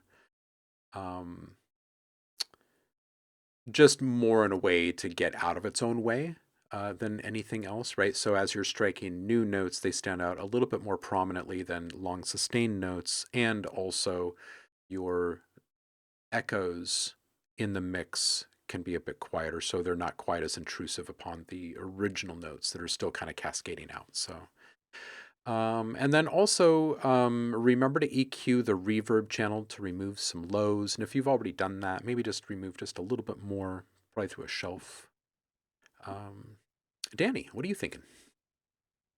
Yeah, I think some velocity control on that lead arp would be nice. Kind of like on what you're saying, like having certain notes poke out a little bit more. That's one of the things with like electronic music, right? Is they can become sort of static. Like you don't have to have such an interesting composition or like songwriting. Like just the sounds themselves, if you can get them to sound a little bit more real, for lack of better words, that's I guess as direct as it can be, a little bit more real, I think the more the track will be dynamic, first of all, and then the more certain notes will stand out. Just emotionally, it might be a little bit more interesting. Um, but yeah, I mean, I think it's a nice vibe, very hazy, midnight kind of, walking through the woods a little bit, maybe. Um, I think one other thing too was the portamento was a little whiny for my taste. Mm, Like the slides up and all that. a little shorter. But again, that could be that's totally taste, so it's up to you. Hmm. But yeah, I think technically speaking, a little bit more velocity control on the lead would be good. Yeah, Yeah. and a little bit more of that the envelope shaping, and I think you've got something that feels a little bit more organic, maybe in how it's being delivered. That'd feel good. Yeah, make it sound like a real instrument. Yeah, a bit more on the keys side of the scale. Yep, Yeah. absolutely. DJ Sasquatch. Submitting this one for contest, so feel free to be super critical. Okay, we will do Nice. that. I will be right back. Okay.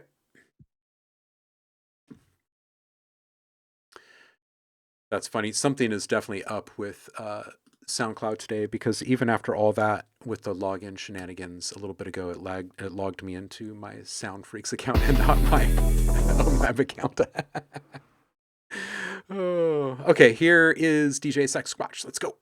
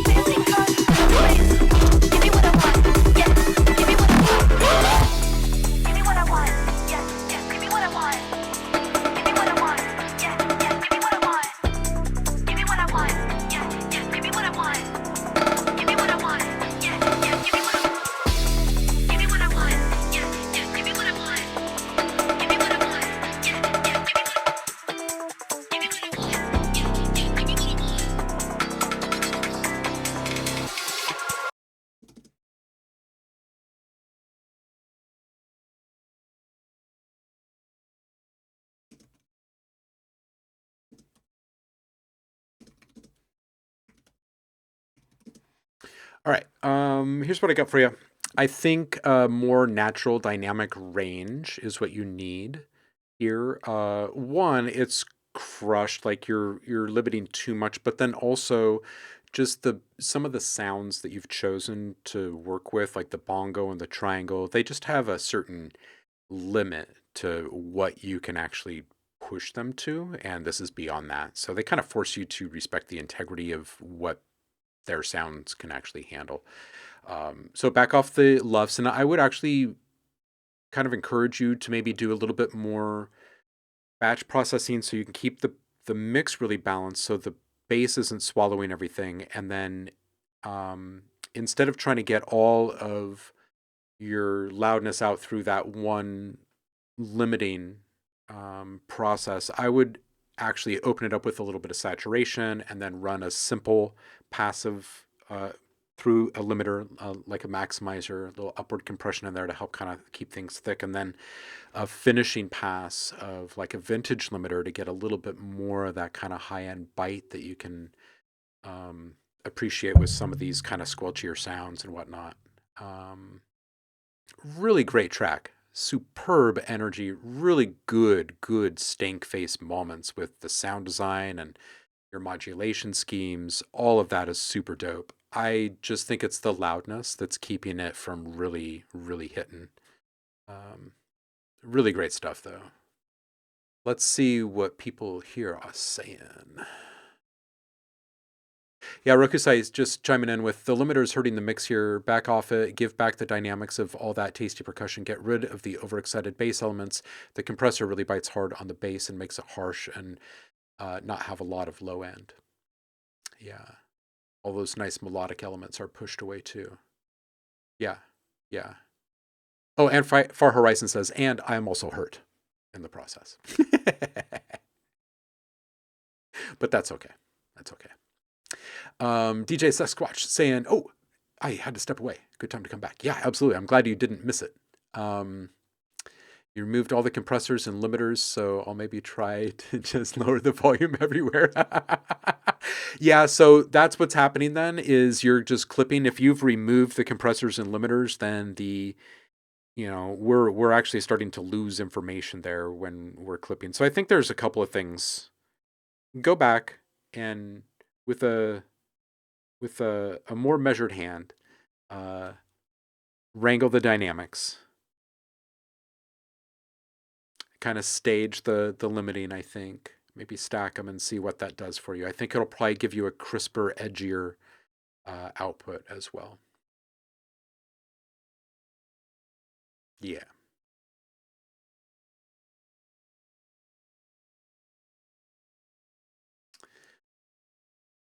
Okay, so let's see. What do we have here?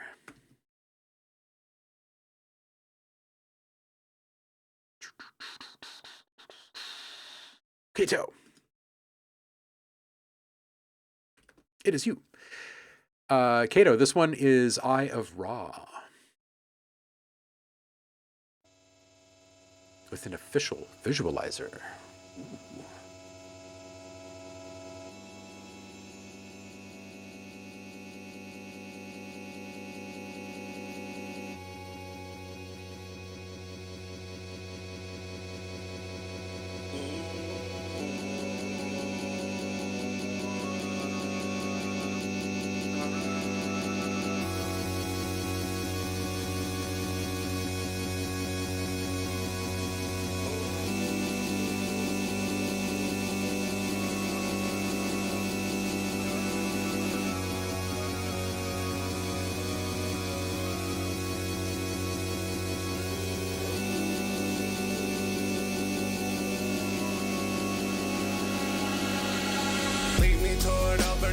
I can't get enough.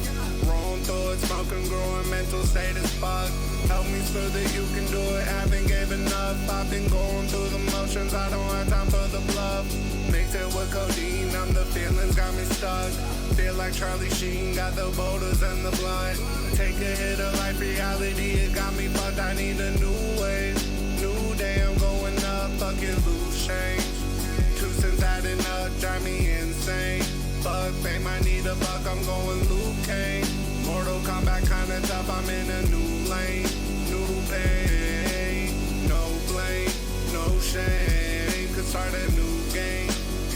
wish it could be simple, need a new brain. Give a fuck about my image, take a new way. Shoot a gun to shoot, don't take the new way. Send your ass to heaven, let the gods play.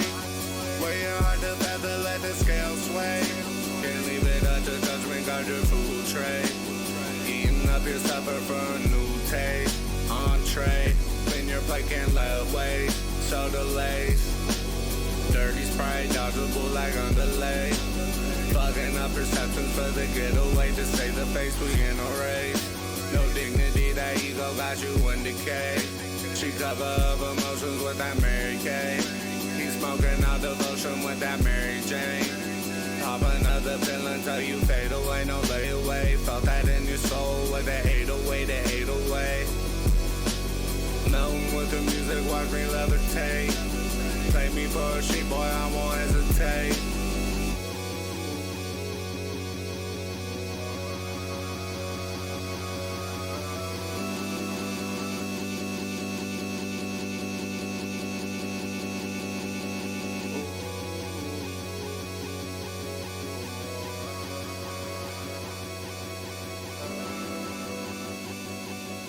Yo, Kato. It's good stuff. I think I want a little more in the intro, just some subtle changes, nothing too much, just small details for the listener to notice. Texture, glitch, just kind of this sense of growing presence, right? So even if it's just artificially kind of inflating a layer of kind of noisy texture or something that cuts off abruptly when the rest of the full mix begins or something like that. Just something else for the listener to kind of track and follow as the song is beginning.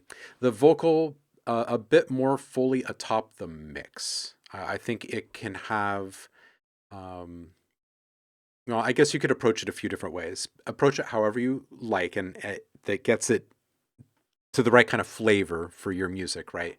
But it does need to sit atop the mix a little bit better throughout. So a little bit more vocal writing. Maybe it's additional saturation, right? Maybe it's just a little bit of upward compression to kind of help lock it into its spot. There's a few different ways in which you could go about this. I think the pad can come down, the chord pad can come down 8 dB or so. It can come up for the outro. I think that's fine. That would feel good. But everything for the rest of the song, I think it just needs to be in a more supportive position, mix-wise. Danny, what do you think about this one? I think it just needs a moment where everything's kind of backed off for a little while. Mm-hmm. Like, I know like the style, the genre of music, it's pretty like straightforward for the 3 minutes that it typically exists for. But I think something in the middle, just to kind of break up all the sounds, would help them come in a little bit stronger. Mhm. Like for the last chorus or last like couple verses or whatever. Yeah. That to me is kind of the big thing. Outside of like what you've already mentioned. Addition by Yeah. subtraction. Yeah, exactly. Exactly. Like, our conversation about like silence and sound and all that. Yeah, you got to have it. So, You got to have it. yep. You cannot appreciate all the rest of the stuff without getting some silence in there. Yep. these, these guys. Kato, I'm gonna put this into a thread. Oh, and I didn't put the timestamp in there, but it was probably at about the I'm gonna say 58 and 30-second mark or so. Okay, that seems it's probably pretty close. Okay, so I'm gonna add that here. Then we're gonna go listen to Ultimate Computer. Oh.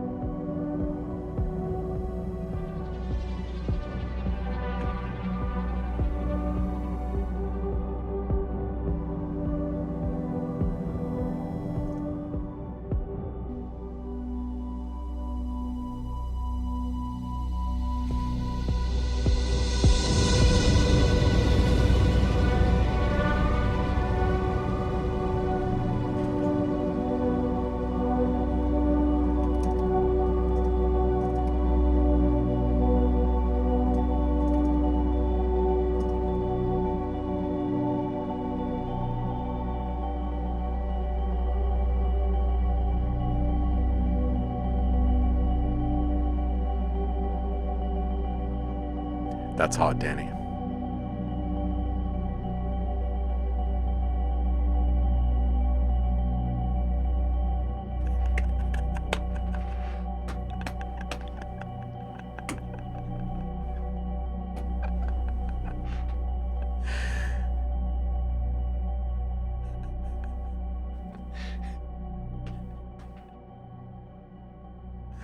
Welcome in, Ish.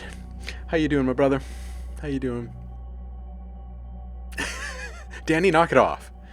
Knock it off. Just stop. Knock it off, Danny. I can't help it. I Danny, can't help it. how many times we gotta Don't get ask mad you, at man? me. Talk to my parents about it. I can't help it. Ooh, okay. Every time I go to the coffee shop, all the girls think I'm flirting with them. No, It's just I just want my my double eyes. shot shaken espresso. Thanks. I just want my half calf, half decaf double twist with the lime. Yeah, this is a trick question. Your Mm. parents are probably sexy. If I say yes, Oh, you're a creep. that's a problem. Yeah. If I say no, Oh, you're a it's creep. a problem. That's Yeah. a lose-lose. Yeah. Yeah. You got to have someone else in the room say it for you. Yeah, you guys will be the basically- judge of that.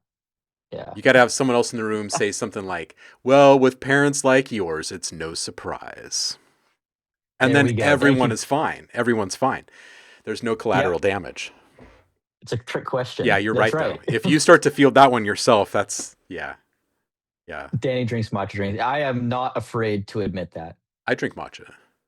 Dude, But matcha's you so know, good. I don't care. have consumed matcha for so much longer than the matcha trend has been Yeah. around for. That's the truth. That's the Yeah. truth. Oh man, it's an unfortunate thing that's happened. Yeah. This whole So many different things are very unfortunate that have happened. Yes. so that I like Roku's. I am created by a pulsar going supernova. So thank God, I suppose. Yeah. There you go.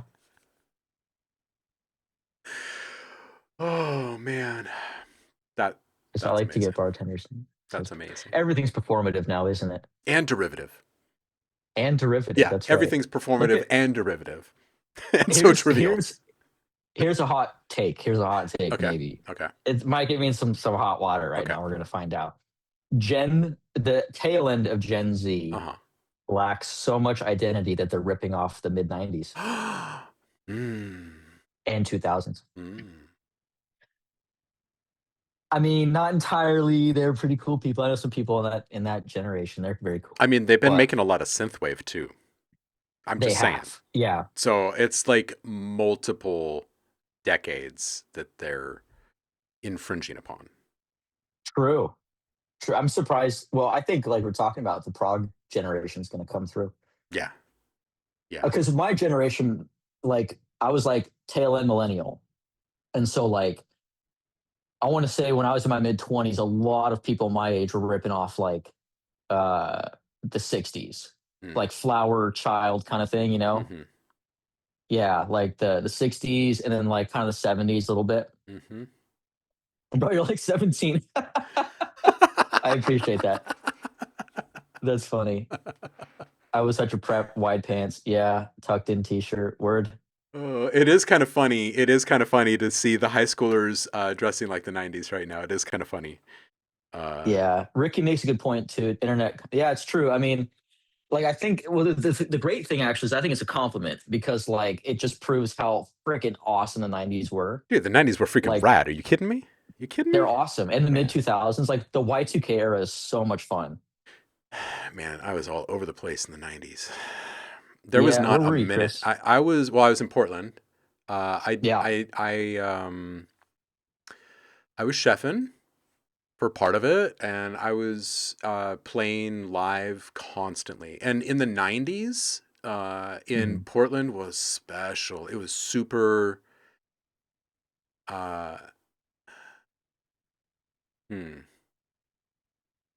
I'm not sure what the right word is for it.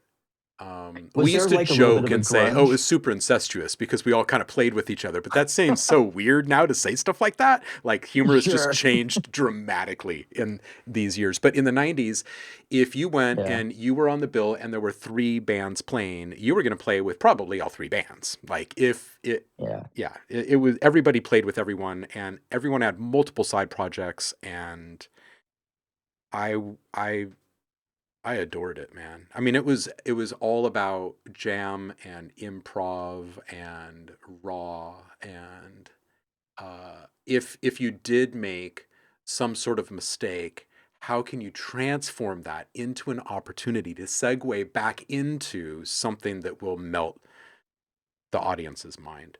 There was like this challenge that everyone was participating in at the same time, Mhm. socially or something. It was really fascinating and super world shaping for sure.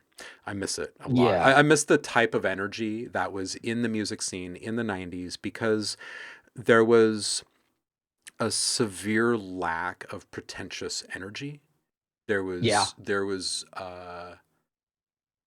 as grunge and kind of the alt movements were kind of overtaking everything, it was very important that you didn't you didn't try to make your hair look good, and you didn't tuck in your shirt, and you didn't buy anything off the rack. You always bought secondhand, and like everything was like half-assed basically.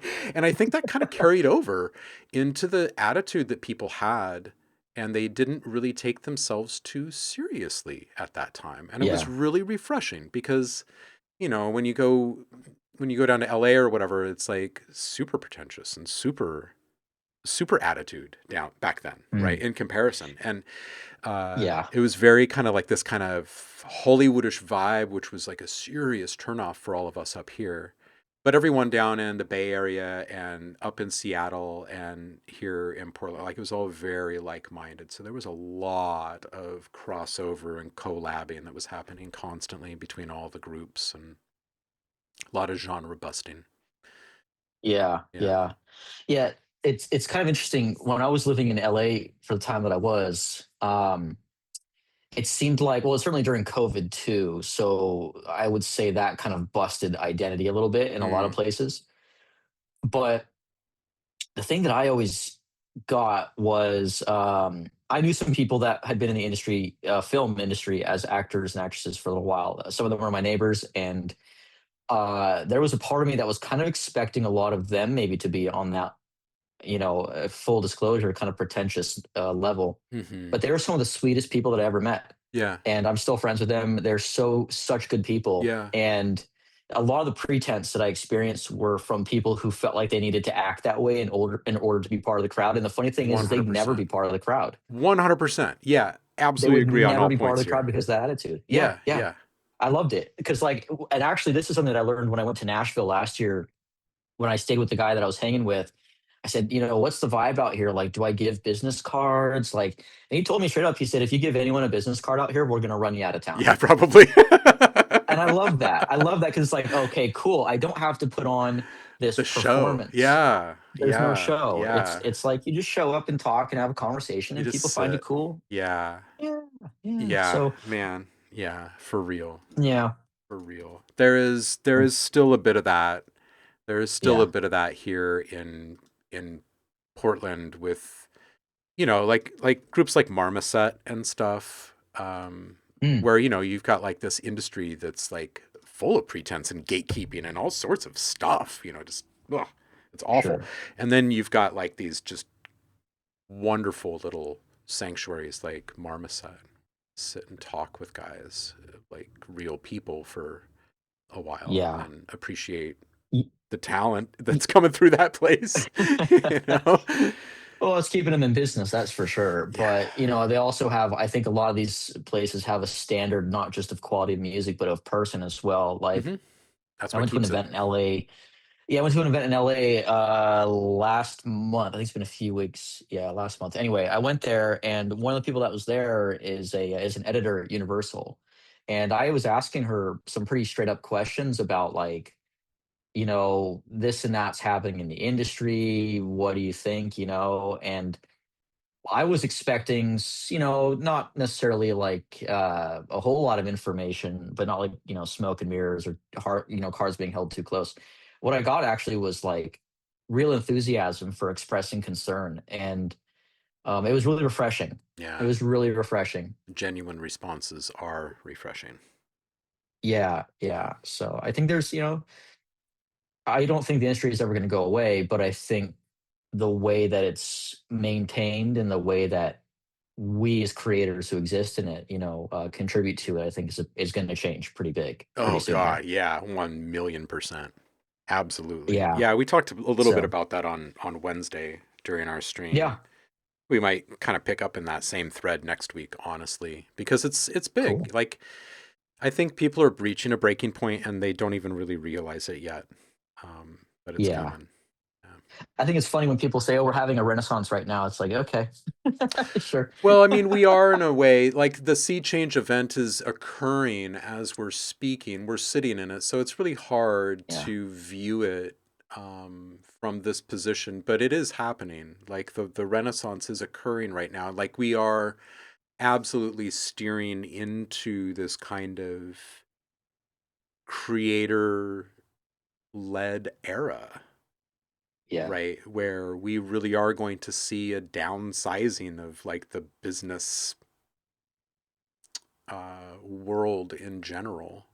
And I think it's going to, well, the human components or involvement in a lot of the business world. And I think that's going to shift a lot of things, like so dramatically. Yeah.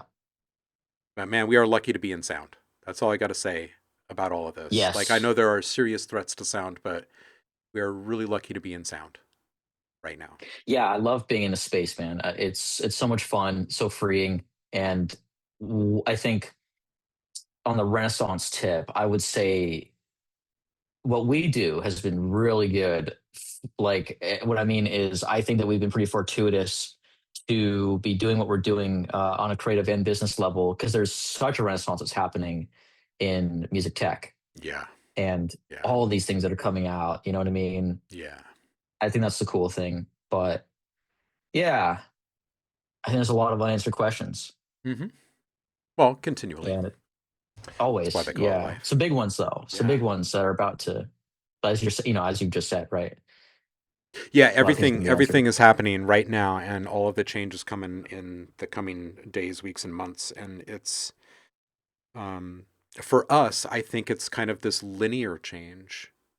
Honestly, it's Yeah. been happening for a long time in our industry.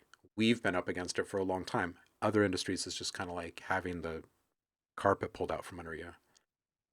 Yeah, yeah. Yeah. I don't want to maybe go too much further down this rabbit hole so we can get back to giving feedback. But if I may, I highly recommend that everybody watch the recent Bloomberg YouTube video talking about Hollywood right now. Mm, That right there is an extremely eye-opening piece of journalism. I'll check it out. Yeah, I'll check it out. yeah. We don't need to go into AI and all that. That's that's you can only beat a horse to death 6 feet into the ground so much. As far as AI goes, you don't know, just for full context of what I mean there. But but yeah, yeah. It's true. There's a lot of people who are out of work. Yeah, that's true. Yeah. That's So true. And more is coming. anyway, This is true. yeah. Ultimate Computer. I like that. That was Getting cool. getting back to Ultimate Computers thing. A little more room detail at points, I think would be really nice. Just some inclusion of details about the environment that we are in. And if we can take down some of the reverberated signal in this in general, I think it would be more of a buy-in kind of soundscape where we're able to kind of tell just how much reverberation is happening, and it starts to feel a little artificial or kind of fantasy-ish, right? So if we back off of that just a little bit, we start to get into this realism realm, and that really gets people. Like you can really hook some people there. So The other thing that I would say is, besides just really subtle textures and nuanced elements that can kind of help create a greater vision of the space that we're in, add in some subtle swells, some saturation swells on different elements and on the mix as a whole would feel really good, because now it's going to feel like the whole thing has some sort of life force to it, right? At 212, there's an impact sound that happens. It's a little jarring, and for this type of thing, you might want to include a little more environmental input for us for the sake of context. Like I was saying up above this comment, just having a little bit more room detail would be nice at this point to understand what the impact was, where it came from, why it happened, if there might be more, that type of thing.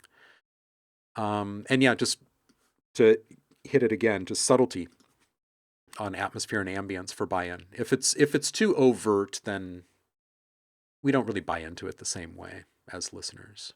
So, Danny, do you have anything on this one before we move on?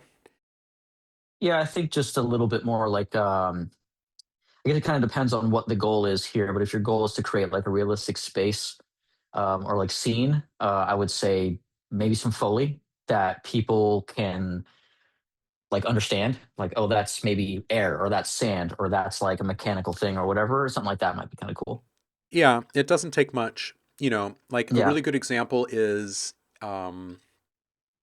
you can impart a lot about a space if it's enclosed versus an open space, or if it is Yeah. wet, right? If there's a small amount of liquid noise in there in some way, now all of a sudden our minds are going with it. They're like, oh, it's a humid space. There's walls that are dripping with water, or maybe there's a pool, maybe there's stalactites, whatever. And our mind is just filling in blanks.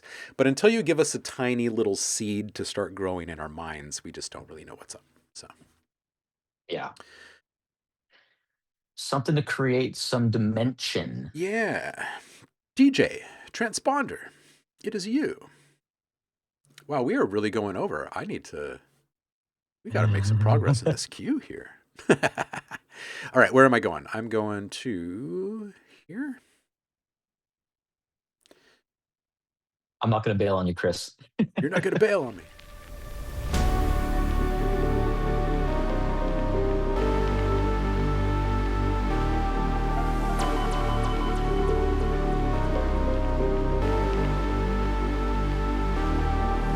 You and I, you and I, you and I, you and I.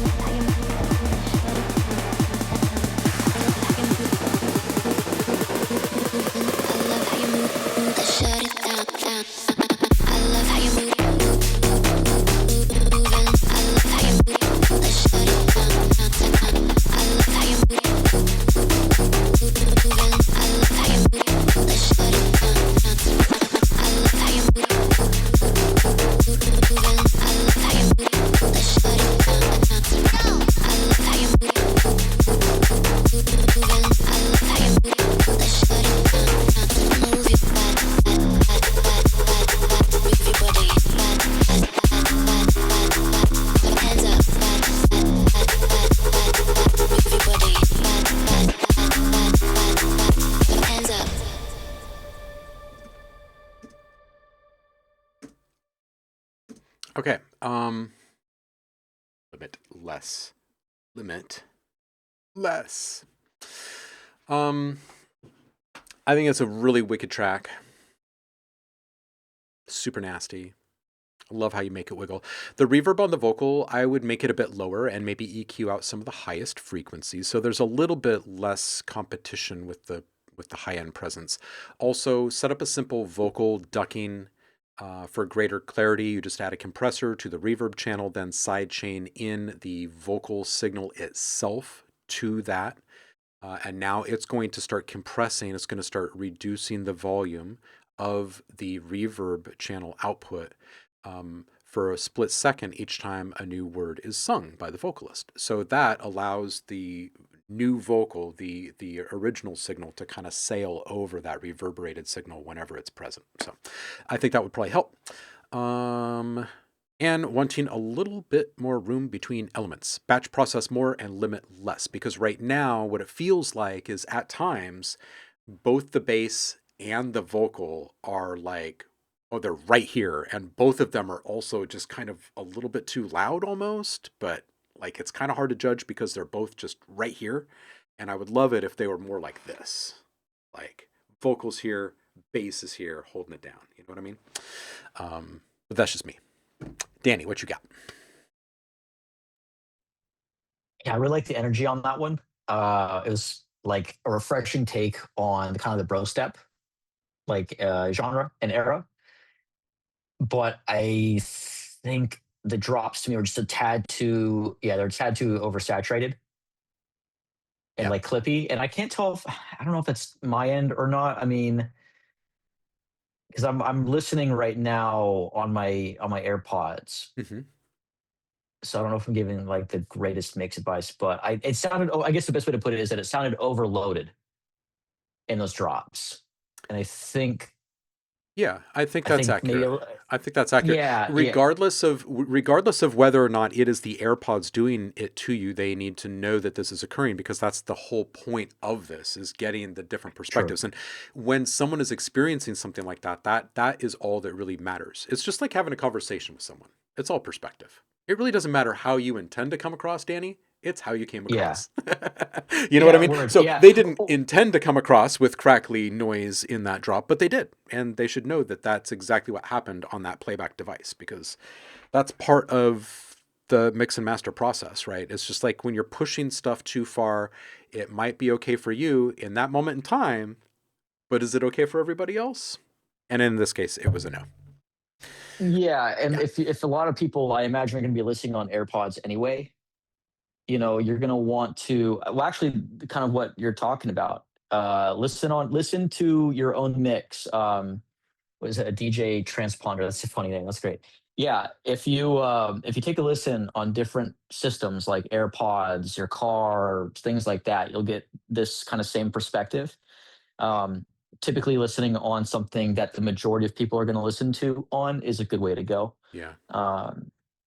Car and AirPods or headphone speakers, whatever. Yeah. But yeah, I mean, devices. It's a cool idea. Yeah. It's a cool idea. Bring down the drops a little bit so they're not so overloaded. And I think you'll have a pretty wicked tune right there, man. Absolutely. Yeah, absolutely. Yeah. You'll know you've got the right balance when it doesn't feel like the bass and the vocal are competing. It's more that they're in lockstep with one another. I think you've kind of arrived at your proper dynamics at that point. Car Test is a banger, right?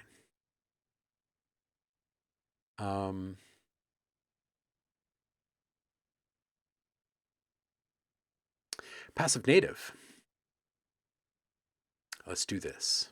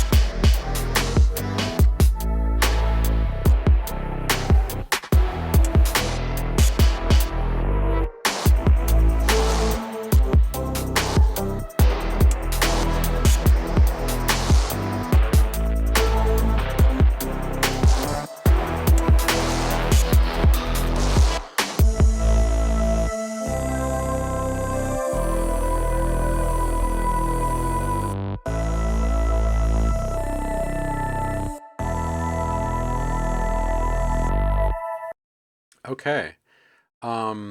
I like this. Loudness down just a touch. I think you're making really good use of the stereo field. I really like your use of these small vocal elements as rhythmic agents to help keeping the groove going constantly. I think there's room for a small fill at 214. Past this point, it felt like we were just kind of filling some time. It didn't feel like much was progressing in any specific way in the track. So you might be able to trim a little bit off the end or come up with a little bit more of a succinct ending that is kind of catchy or surprising, and that might actually play in your favor. Sometimes when things end abruptly, it leaves people wanting more so much that you really do get more plays because of it. So, Danny, what do you think? Oh yeah, there we go. I was muted. You're Yeah, muted. I thought it was cool. It was a fresh take on like bass music. I felt Mhm. it was like bass music, kind of hip hop, kind of hybrid stuff. I like that a lot. I think vocals will definitely carry this a lot. Yeah. I think maybe some more effects. Like I'm hearing in maybe some places like a tonal stab of some kind. Mhm. That's just like a simple minor chord or something like that. Um, or like even suspended fourths are really good. Yeah, yeah. Yeah, try that out. I That's think a it'd be good really cool that's with a like good a tip. yeah, with like a dub delay on it. That'd be sick. Yeah, I think Like a burn, burn, burn, burn. yeah, that'd be a really nice little addition of tension in there. Yeah. Yeah, It's like a every 8 or relaxed 16 kind of bars. tension. Yeah, yeah, yeah. Yeah, Yeah, that'd be nice. cool. Vibey. Next. Let me see. Yeah, how many do we have here? We got 1, 2, 3, 4, 5, 6, 7, 8, 9, 10, 11 or so. I'm gonna go hit the bathroom again. Right back. And we'll listen to Cool. Linux when we get back. I'll All leave you right. guys with some noise here to enjoy. Whoa. There we go, that's better.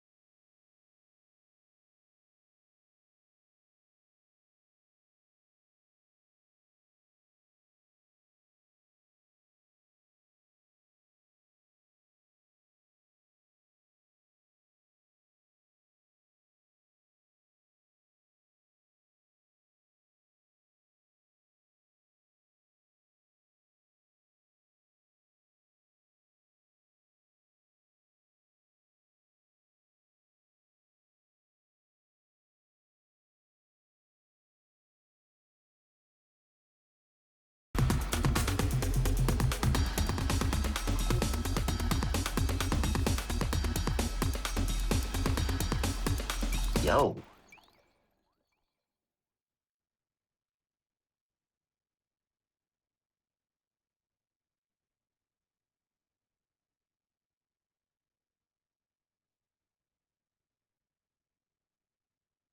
All right, now I'm not muted. I talked for like a good 10 seconds or so before I realized I was muted. Linux is here saying, I know I said I'd show it next time once the track is finished, but it's too close to being done and I'm having too good a day not to post it this week. So here's this one instead. Here's a WIP project 8 from Linux.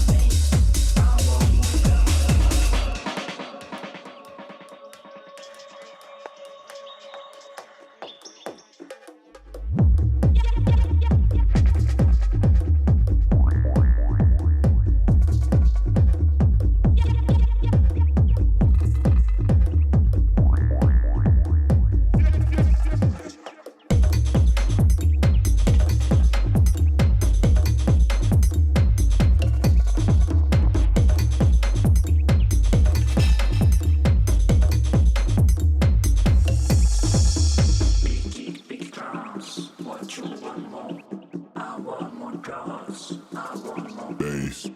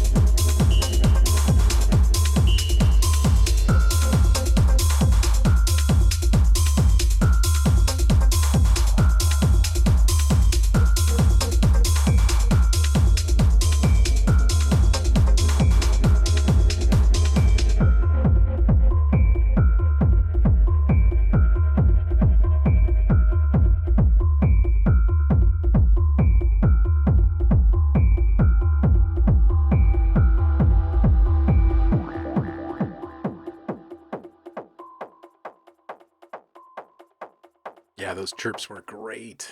Hey, I really like this one, Linux. I think you had a solid throb. I want a little more on the vocal, a little more presence, but also just a little more playful processing, chopping, etc. Just a little more fun. Walkabout moment at 220 is dope. And also, with this subtle field recording in there, what about using footsteps as a rhythmic agent during one of these little breakdown moments? You can have something really subtle kind of cut through and make kind of a significant impact with just like a right? It could be like in gravel in one scene, in one moment. It could be like on grass in another, or like on wooden floor or tile or something in the next or something. I don't know, just something to think about. I love the pitch symbol. That's a good choice. Really good stuff. Just really good stuff. I loved a lot of the less is more details. Instead of grabbing yet another sound and adding it to your palette, you just did more with the sounds that you already had. And yet you were not filling up your timeline in unnecessary ways, which I really, really appreciate. So I enjoyed this one quite a bit. What do you think, Danny? Yeah, I think some more effects just to kind of create a little bit more space would be cool. That cymbal melody was really cool. It was like a TikToking kind of effect. Yeah. Yeah, it was very hypnotic. That was really cool, really tasteful. I think it's a little loud. Bring it down just a little bit, maybe, or maybe like bring it down a little bit.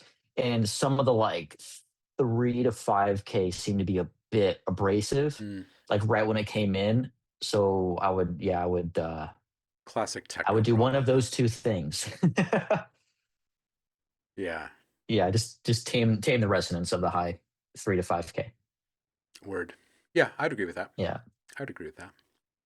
I'm gonna show you something, Rokusai. Yeah. What you got? Really quick.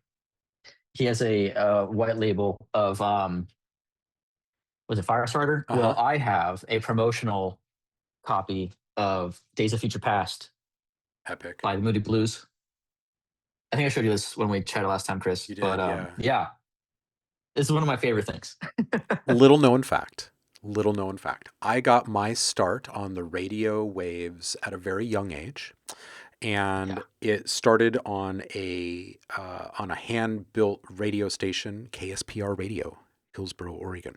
And it was a student radio station. It was built on the campus of my high school, right? It was built out of the back end of the TV lab. So a lot of the stuff we got was promotional stuff. Like, it was great. So like I learned how to scratch on those things. Like they sent stuff that we would never ever play on air, and we used those to learn how to scratch and do all sorts of foolish things. Oh, so good. But yeah, just Yeah. stacks and stacks and stacks of the promotional copy stickers, you know. This. That's so cool. Yeah, I mean, it's like history, man, because you're like listening to potentially like demos of those albums too. That's basically what it was. You're getting these things a Yeah. little in advance sometimes, and yeah, there's rules about when you could and couldn't play them, for instance, that type of thing. Wow, how about that? Yeah, Yeah, I guess like, little hey, the new embargoes. single's out now, and it's like not booked to come out for like another 2 months. Yeah, but they had to ship all that stuff they had to ship all that stuff so early. Like you wouldn't believe the pipeline differences there are in our industry now compared to back Oh, before sure. computers. It was nuts. But you'd have to sit on stuff for a really long time and pretend like you had never heard about it. So That's so funny. I can't yeah, imagine, man. It's such a different experience. yeah, for real. All right, Chris is Yeah. here. Next. KDHD in the chat. He's got one here called Gavel of God. The kick and the build-up is hot in this clip. It's been toned down afterward, but I need ears on this for final touches. The secret weapon. I see what you did there. Let's do this.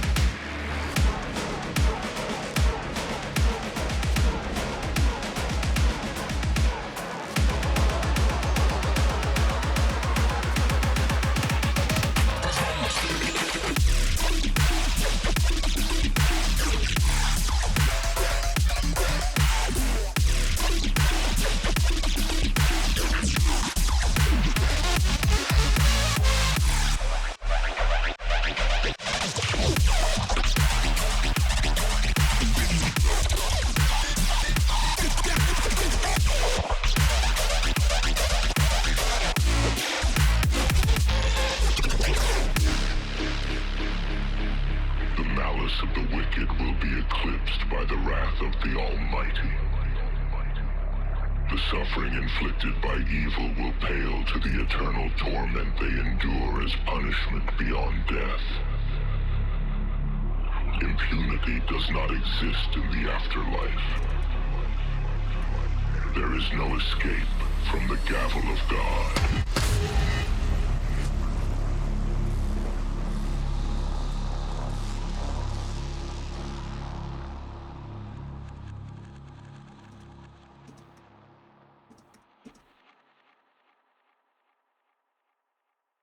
Okay. There's a couple of things here, Chris. I think that you're doing really, really well. I do think that you can push the saturation on the bass on just like as a group. Those first basses that you're juggling with, I think you can have just a little bit more the mid, high frequencies.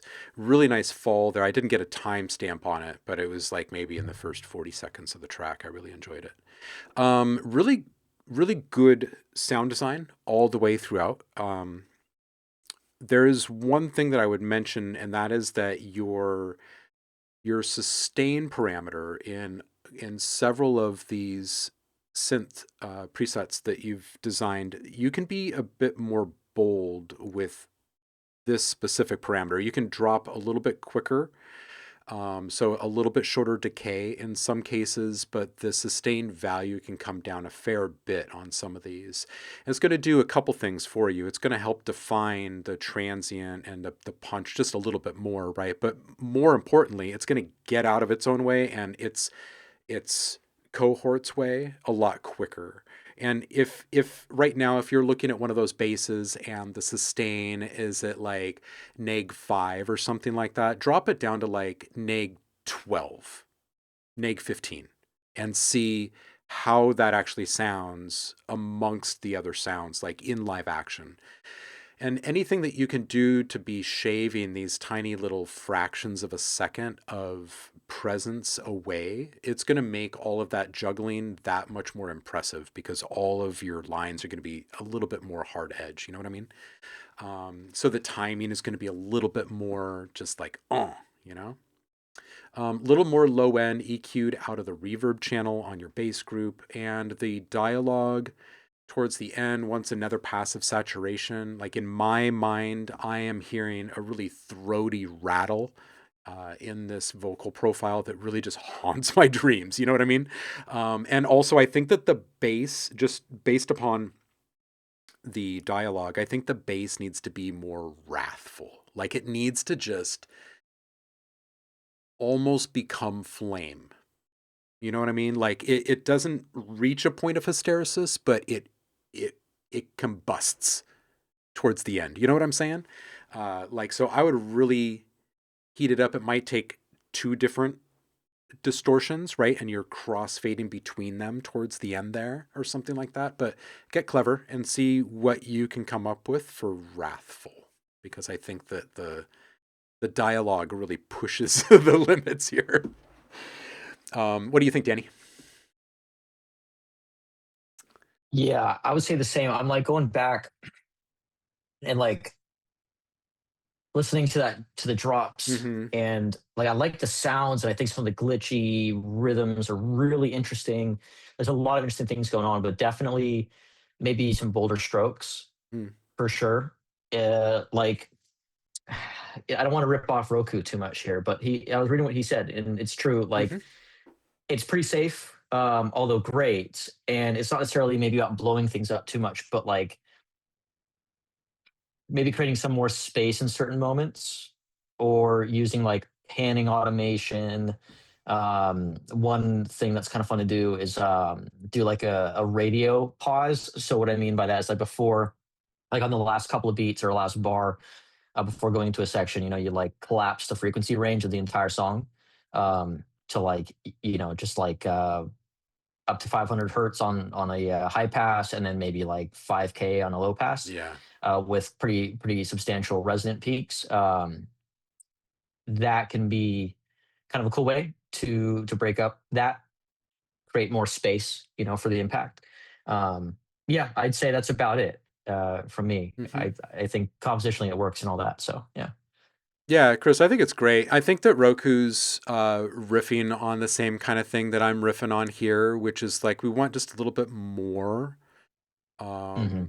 I think you know exactly how to do it. You've definitely had an opportunity to show off in way more extreme ways than this. But I think that your challenge in this one was getting the styles to actually mash, and you did. Like I think that you brought this together in a way that actually sounds pretty fluid now, where before, I think pretty forced.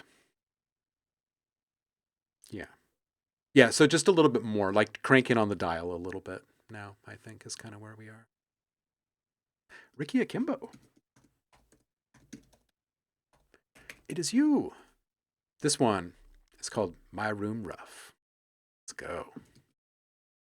What'd you do this week?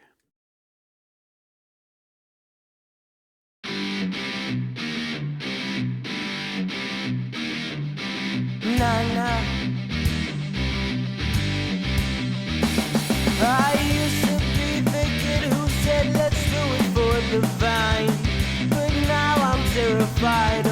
outside. I wouldn't make it out of my room, make it out of my room. I wouldn't make it out of my room, make it out of my room. I wouldn't make it out of my room, make it out of my room. I wouldn't make it out of my room. There used to be a boy who wanted to take over the earth, but now he's in a hearse. Now I'm in the dirt. You broke me around the world. You really brought me to my knees. I was 10 years old and just wanted to be, but fuck me. Now I can't make it out of my room. I can't make it out of my room. I can't make it out of my room. Can't make it out of my room. Make it out of my. Well, now it's broken. Won't be the same again. Destroy the hope in your driven and vessel. How dare you dream to be more than man? How dare you dream to be more than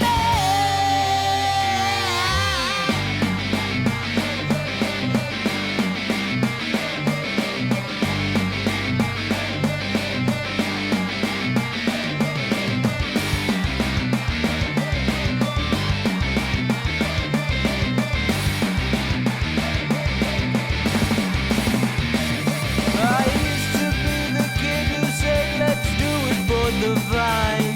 But now I'm terrified of what's outside. I wanna make it out of my room, make it out of my room. I wanna make it out of my room, make it out of my room.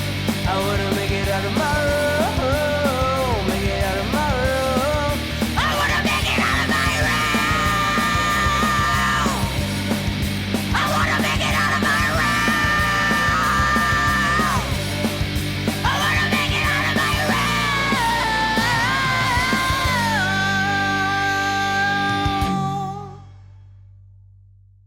That was good.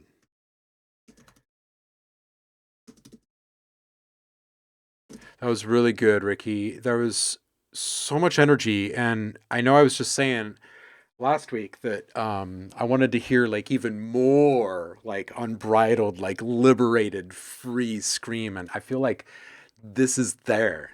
This is so good. Like I can just picture you recording this and getting up on your tiptoes and just screaming, you know what I mean? And this is good. Like this is really translating as even more excited.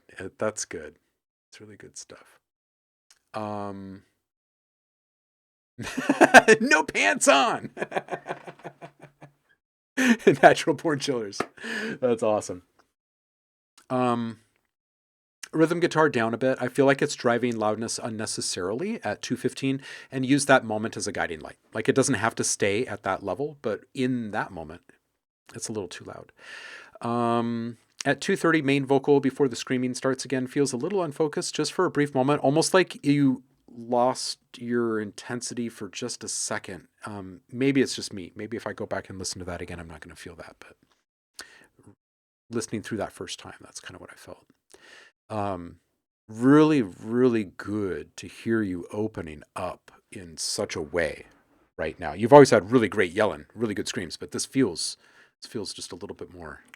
It's good. Danny, what do you think?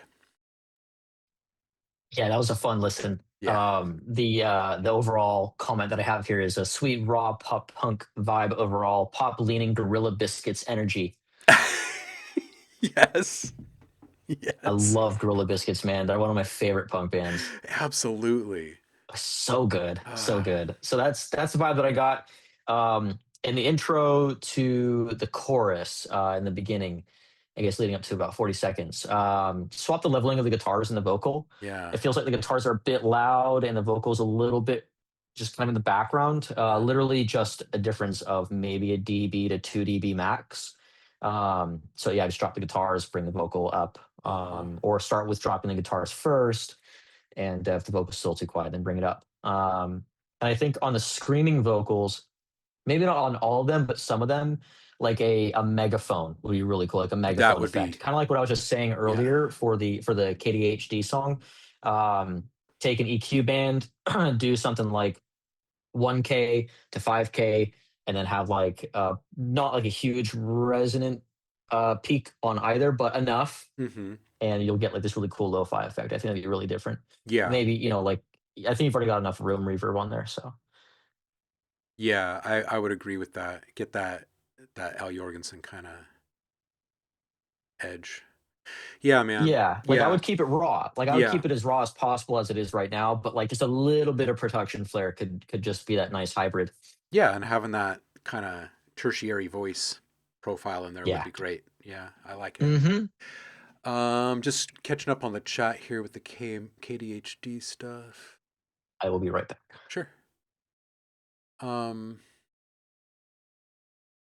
Yeah, I agree with what Rokusai is saying here. KDHD, try to do as much as you can before you get to the master. 100%, because like you're going to be at a really good point with this track. It's just about making it sound really great on all devices. It's not about making it sound more full or anything at all by the time this one gets to the master. You've got a really good one. Oh, you can't go into the mix anymore if it's okay, but safe. I think I might have to settle for that. It's time to move on to the next project. Yeah, I mean, if that's what you got, that's what you got. That's always the answer. You do the best you can for as long as you can bear to. And then you move on, because it's art. It's never actually done. Well, not if you want to keep your sanity, anyway. Yeah. Ricky Akimbo says, I was on my tippy toes. Yeah, I could hear that. I could actually hear that you were on your tippy toes, and like you're going like this, and you're like leaning into it. You got like the Titanic moment. You're like leaning over. I can picture you doing it. I really can. Because I can hear it. I can hear that you're like contorting your body to get the thing that you want. And that's all you ever want from a vocal performance like that, because that's what people get when you're performing live on stage. You know what I mean? You're throwing yourself all over the place. You do want to do more takes. Yeah. I really do feel like you've really kind of kicked it up a notch, though. You've turned a bit of a corner here, and you are reaching into a place and getting something out of yourself that you just weren't before. That's really good to hear, dude. It really is.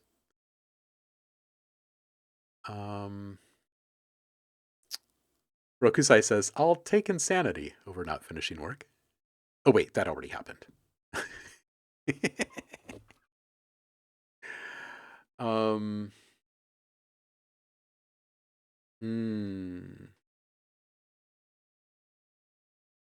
Yeah, there's always something else that could be done, right? All right, Del Shurton, it is you. Rabagast. I should be typing that in, huh? All right. Let's roll.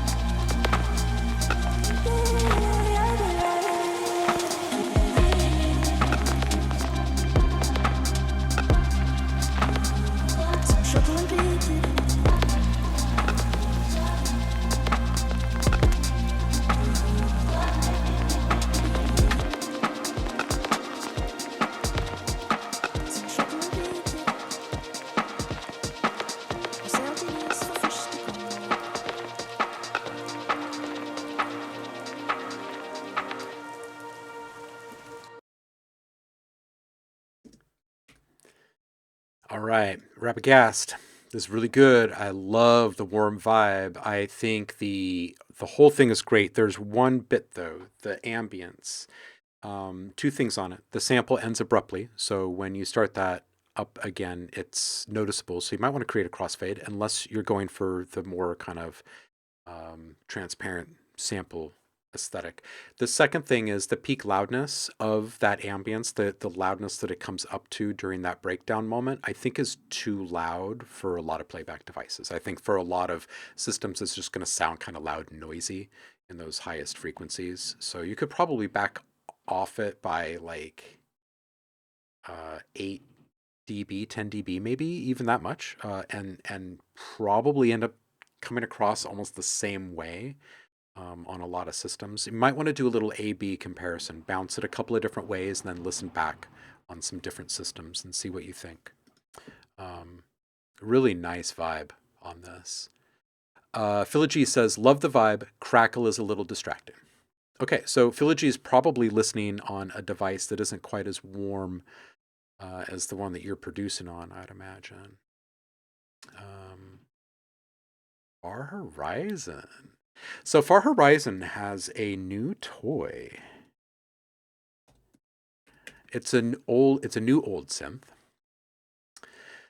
Saying some of the sounds in this are from my new synth. It's from 1987. Since I didn't have a working telecable for some reason, I had to sample it through my X1S. Then some processing to gain the stereo stuff back, simple Haas delay, and a short delay to create some reflections, then a wonderful reverb for the reverbiness, you know? Also, the bumptus.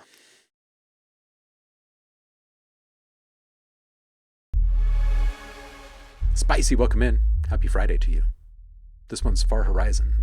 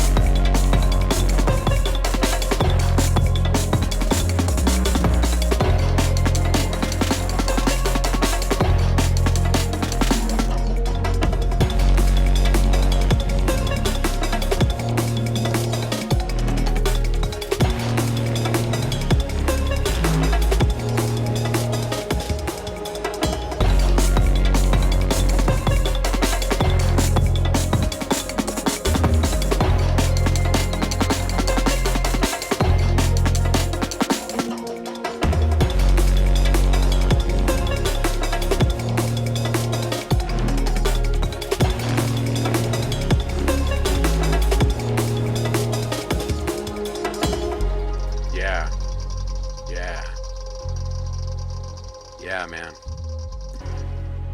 Far Horizon, this was great, dude. So good. Little bongo hits in the beginning there. And this bass is so, like, guttural and throaty and... At 1:30, I felt like the dynamics were a little off. It felt kind of inflated. Elements were a little too close together.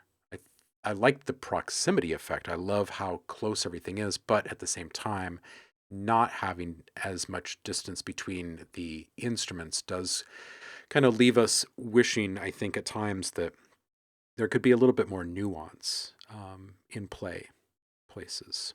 So, for what it's worth, reclaiming a little bit of that dynamic range would be kind of nice, I think. Just deadly. There were a couple of spots there where I'm listening to that drum pattern and I'm like, man, I so would have gotten my sticks crossed a couple of times there. Absolutely. Absolutely. Dude, that was awesome. I just listening back right now. Right? Some good stuff. Wow. Ooh, you ordered a new controller for some dynamics. Nice, nice. Coming on Monday. Icon Platform Nano. Okay. Okay. I'm interested to see exactly what that does for you. Man, that was really good. That was really good. Far Horizon. How is your new toy, by the way? Loving it? I'm assuming. Sense. This one is I'll Make You Feel. Yeah, I thought it would be great. I thought you'd be saying that. It sounds great. All right, this one's Sense. You got some nerve showing up here tonight, looking like that. I got the urge to make you see me how I'm seeing you right back. We ain't gotta rush into any feelings, but if you want, you know you can feel it. When the lights come on, when the curtain falls, I'll make you feel my love like a drum beats hard, like we're all tied up and we don't come apart. Make you feel my heart, don't stop, let's start. Make you feel my, yeah. We ain't gotta rush into any feelings, but if you want, you know you can feel my love, my love.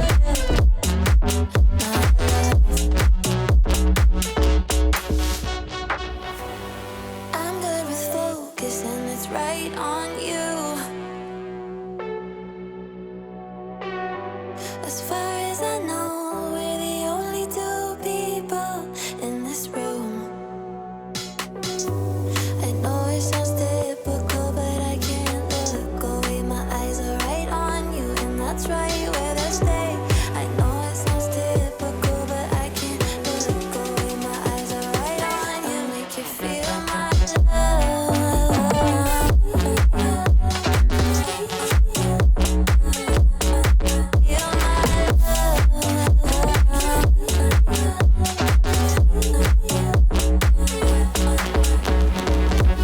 We ain't gotta rush into any feelings, but if you want, you know you can feel my love, my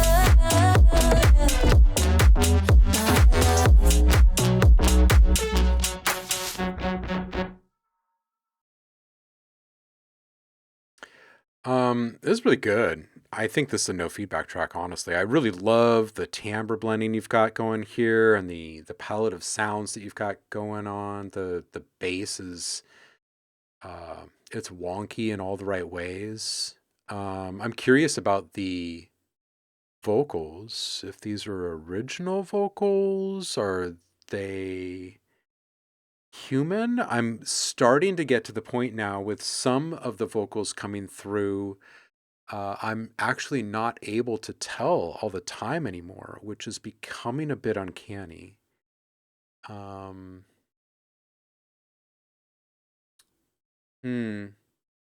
Roku's saying the bass is clipped pretty heavily, so it's pushing the low end sign forward. I guess I do hear that. I'm probably maxing out my ears. having been going for like 4.5 hours here, or else that would have been more apparent to me.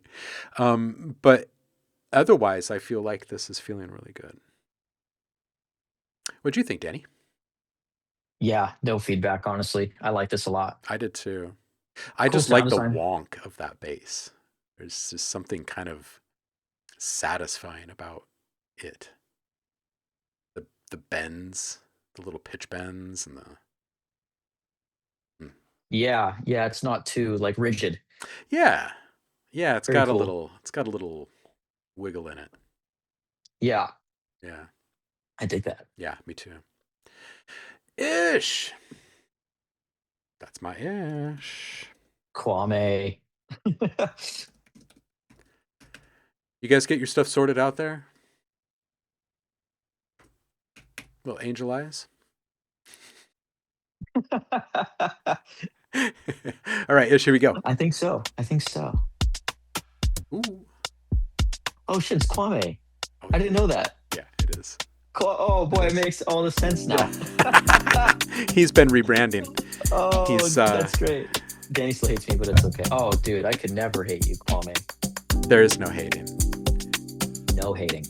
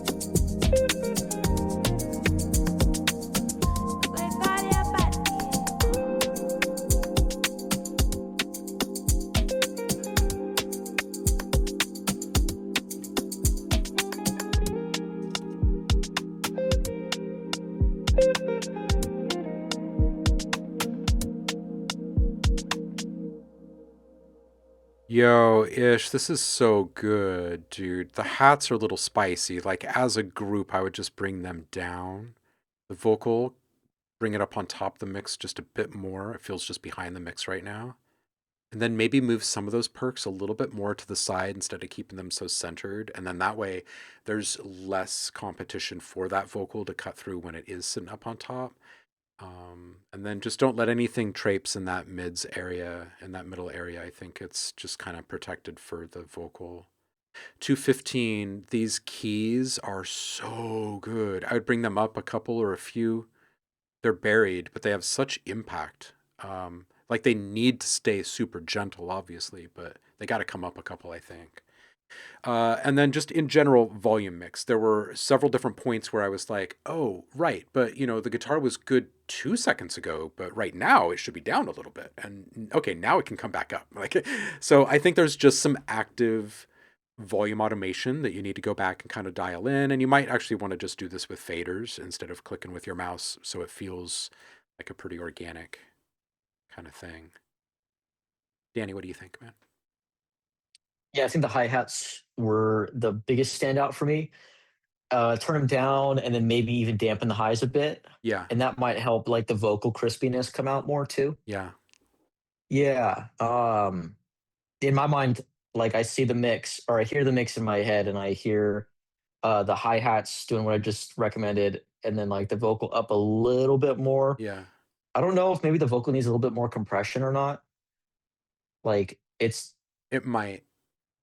I really like the. just a little bit more. Yeah, I like the level of mouth noise and everything right now. I think I would adjust the volume before I touch the compression on it, honestly. Yeah, yeah.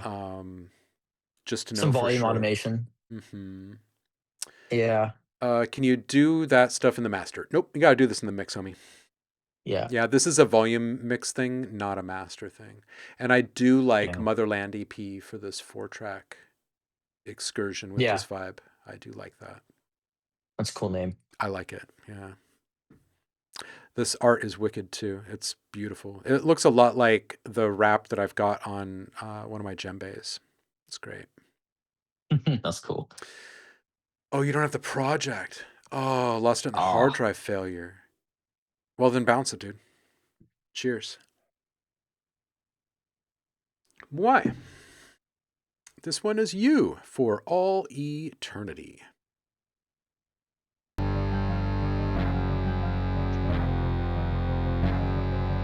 or what's Kwame in? Is Kwame in Ableton? I'm not sure. What are you in, Kwame? Are you in Ableton? Are you watching?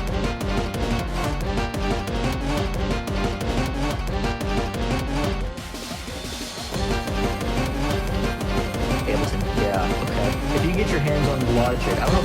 I think Ableton does this. I think Ableton does this. If they don't, check out Logic. But basically, you could sort of bootleg a better mix by stem splitting. That'd be a good way to go. Yeah, in Logic you can use stem splitter to get like individual elements, especially if it's only 4 tracks. It shouldn't be too bad. Yeah, try that. It's a little artifacty sometimes, but yeah, whatever. Give it a shot. Yo. Got you, bro. Got you, bro. What just happened here at the end? What is this that happened at the very end of this one? What is this? Oh shit, was I talking over something? That's okay. My bad. My bad. Oh, it's okay, dude. Okay, it was actually a fairly loud track, so you didn't cover it too much. It definitely felt like boss level vibes for sure, and it feels like it feels kind of like YouTube overload, sort of. Like this would be really good for like a supercut on video game rerun where someone keeps crashing and dying in the same spot over and over and over again in the boss level or something like that, or a really tricky dungeon. I could see it used in something like that. There is this kind of raw quality thing that's happening here with it, to where it leaves it in a very finite space in regards to what it can be used for. This feels like it could be used, though. You know what I'm saying? Not just for listening pleasure, but like I'm envisioning some YouTube stuff with this specifically, you know? I think it would appeal to video game folks in general. That said, I would like to hear something from you that wasn't as distorted, honestly, because I think that you've probably got some ideas and stuff that you mask through processing, and it'd be cool to hear what some of those are a little bit more forward facing, for what it's worth. This being the first time that I've heard you. That's it. The end is, I have lost you. I don't like this. Oh, that's what it says. Okay. Yes. It's short because it was made to test some sound fonts. Okay. Yeah. Yeah, it's got a really hard video game vibe for sure. It's Foff.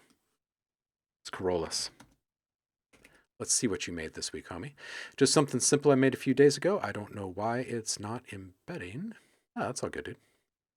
It embedded. It did its thing.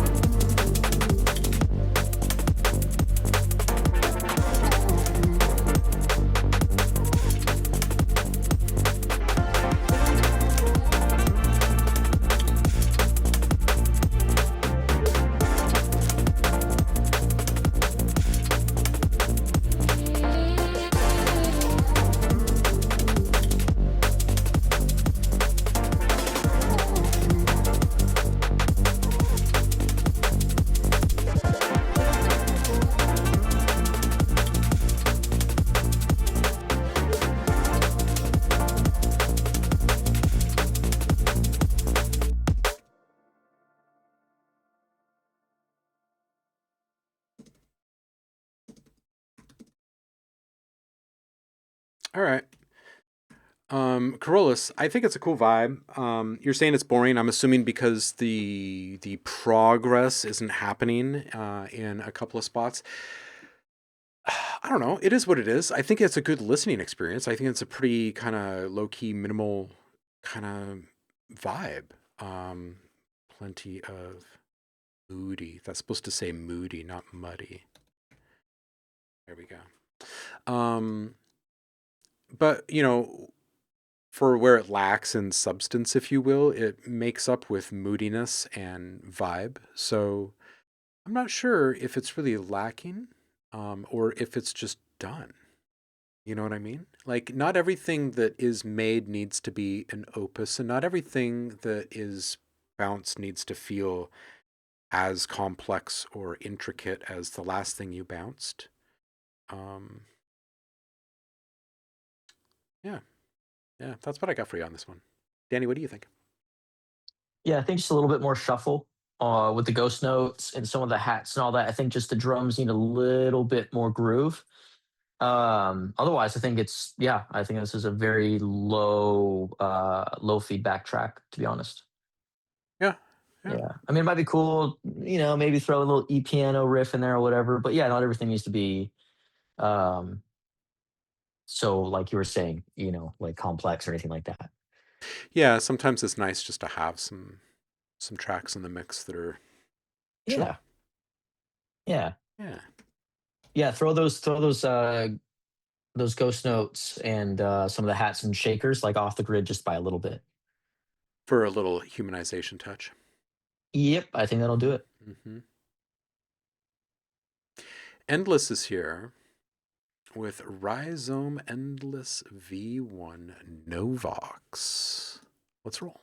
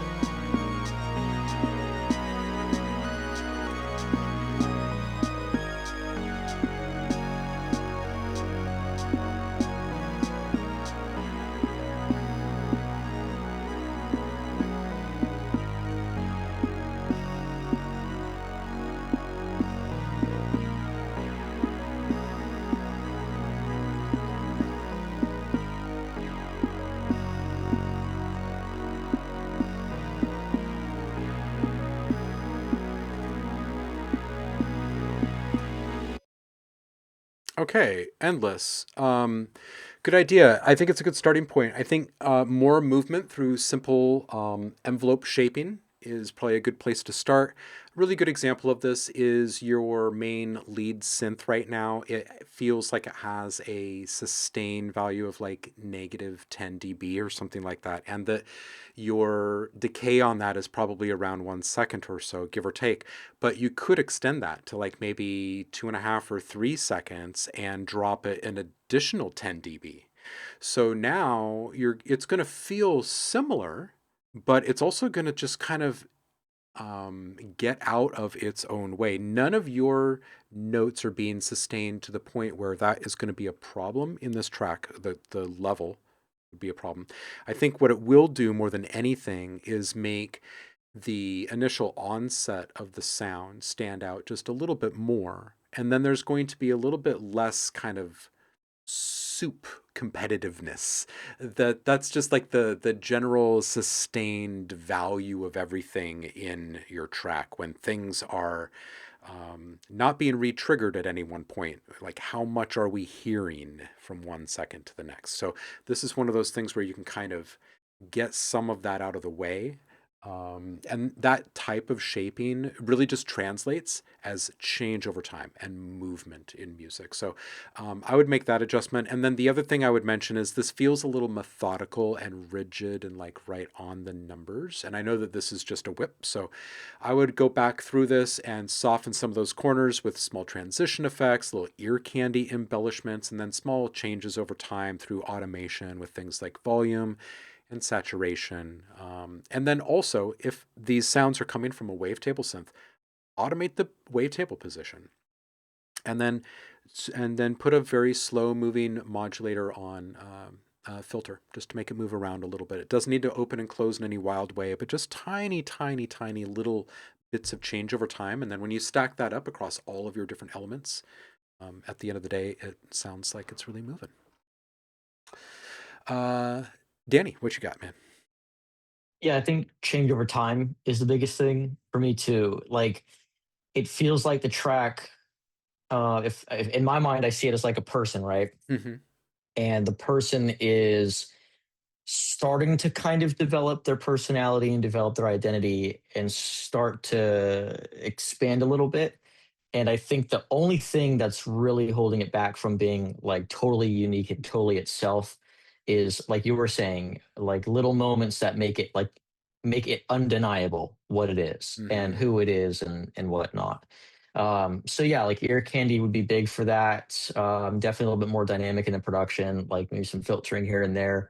But like you have a really good foundation for something that is really unique. It just needs it needs to be fully itself unabashedly. Mm-hmm. Yeah, I'd go back and audition some different wavetables and try and get a little bit more unique timbre in there, and something that when you do start to modulate it, there's a noticeable shift in timbre over time. Because then when you're modulating something over time, like just the simple adjustment in voicing is enough to carry interest-wise. You don't really have to bring in more elements, right? Because now someone has something that they can follow, and it's actually changing for them. So it can be pretty satisfying. Couch tracks. It is you. This one is called Animal. Let's listen.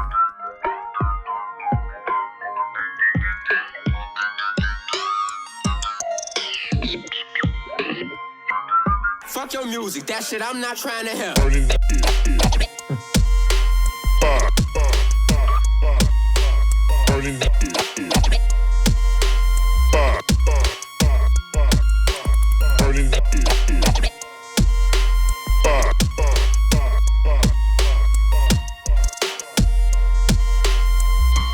Fuck your music, that shit I'm not trying to hear. I'm not trying to hear. I'm not trying to hear. Fuck your music.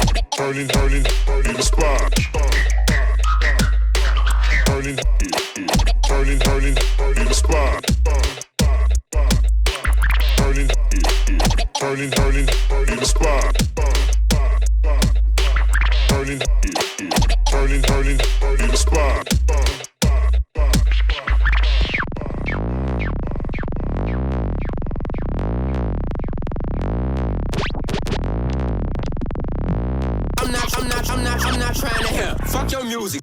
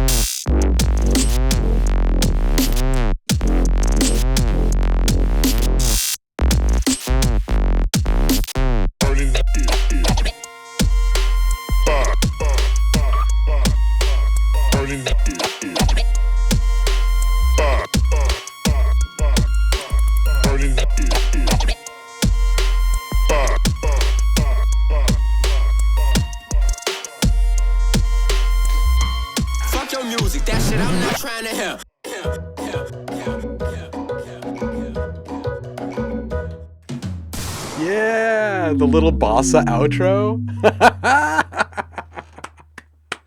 Oh, that was great. I love the That was perfect sample. outro. Oh man, this is so great. I like this vibe. It's cold and brash and super unfriendly. The That was great. bass. The bass is such a simple hook too. Just that wobble saw. I'd bring it down. Yep. The saw is always going to cut through. Just bring it down a good like 6 dB or so to start and see how it fits. Sub down a few, low end cutoff up to 45 hertz, 6 dB per octave, so you can keep the little bit of rumble that is there. And the snare wants some sauce. It felt like the weak element in the chain, the weak link in the chain. What did you think, Danny, about this one? Yeah, I think the other comments on the snare were right. I think just a little bit more smack on the snare, maybe a little bit more like Saturator by, what is it, Soft Tube. That's a really great one. I think just a little bit more attitude on the snare would be good. Maybe a little bit more squishy distortion on the saw bass. Mm. Going back right now. Maybe some transition cues too. But other than that, I mean, that's kind of the three things, the big three that stands out to me. Uh-huh. Yeah. Interesting track though. I mean, like it's really really wonky. Yeah, super in your face, man. Yeah. Super cool. unapologetic. Yeah.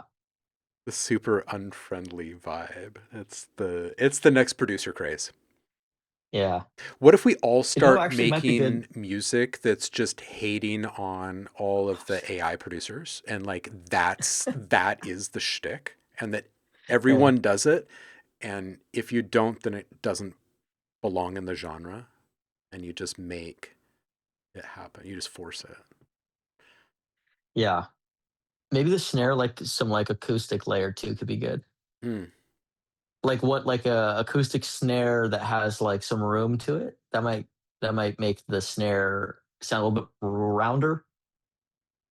If that makes sense, like kind of a bouncy snare. Uh-huh. Uh-huh. Uh-huh. Yeah. Uh-huh.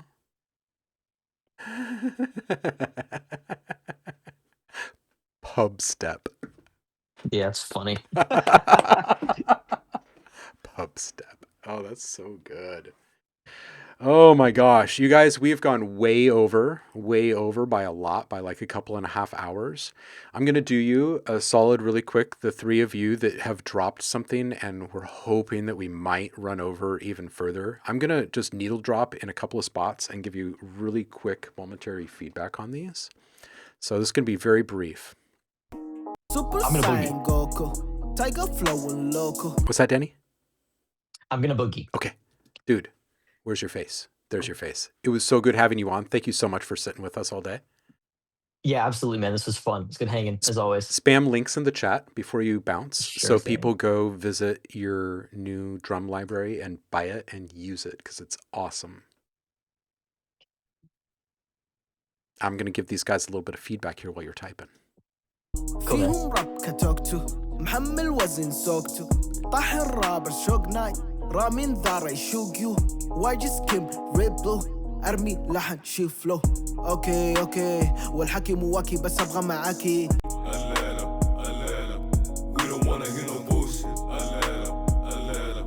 Fuck the waves with the ocean. وين ملكنا الغضب وانا عمي ما اشوف اي شيء وارمي نفسي للموت في كل مرة اطلع حي. Yo, Volk, this is actually really good. Like, this is a good mix. I don't think you really need to do anything to this one. Bring more by. Bring more by. I'd love to hear more from you.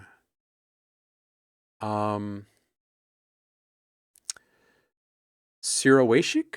I'm totally screwing up this name, I have a feeling. And I'm sorry about that. I don't like messing with people's names. Oh, Sir Oshik.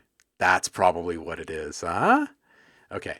Sir Oshik saying, hey, loved your feedback on my last track I had sent back in December. I hope you like this one.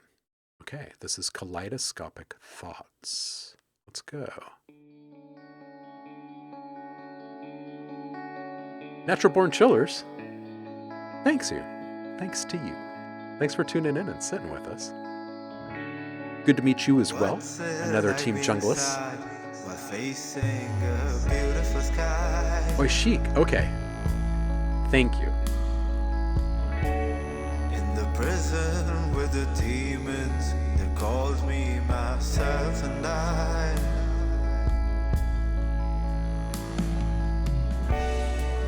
Forced to being lonely, I'm not even that rude.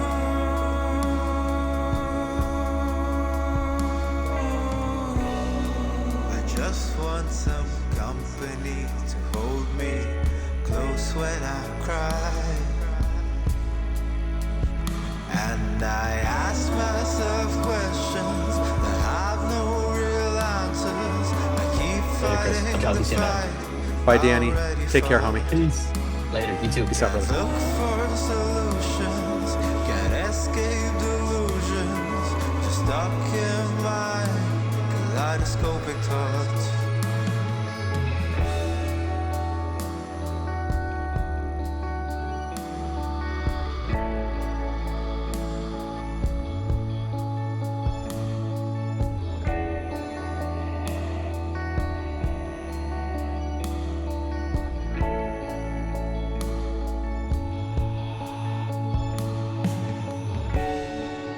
What's it like being silent when all your friends are having a blast?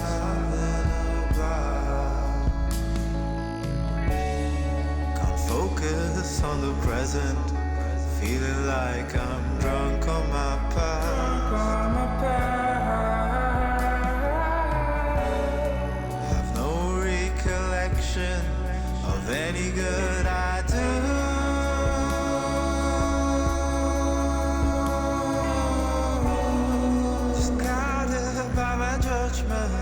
How do I see the beautiful sky?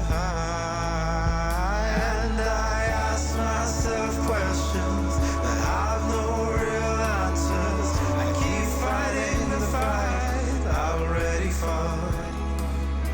Can't look for solutions, can't escape delusions. Stuck in my kaleidoscopic thoughts.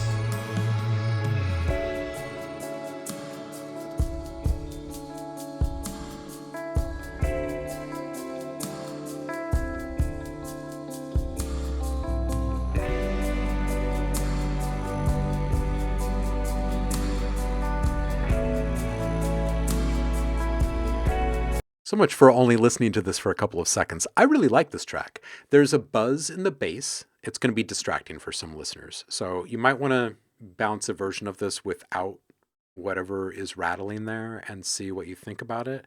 It's going to have the same profile, basically, just a little less sizzle. I think it might sit better with some folks. The drums could use better reverb balance for greater clarity and proximity relationship. It just feels like it's just a slightly different size and scope of what we're hearing from the other instruments.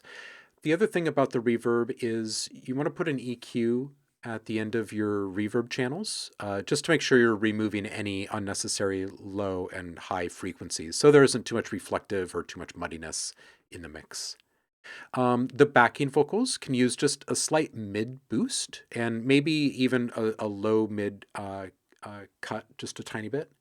And the main vocals can use a little accent around 1K or so, and some gentle saturation, and that will help kind of lift it up and keep it up on top of the instrumental mix more consistently. So that's what we got. So swirly, says Endless. Couchtrack says, this is dope and psychedelic. Yeah. Yeah. Natural Born Chillers asking, hey, do you engineer for anyone else? If you want to send me a message, you can, and we can chat.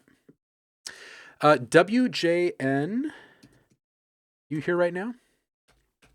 Orange Juice V2. Let's see what this is all about here.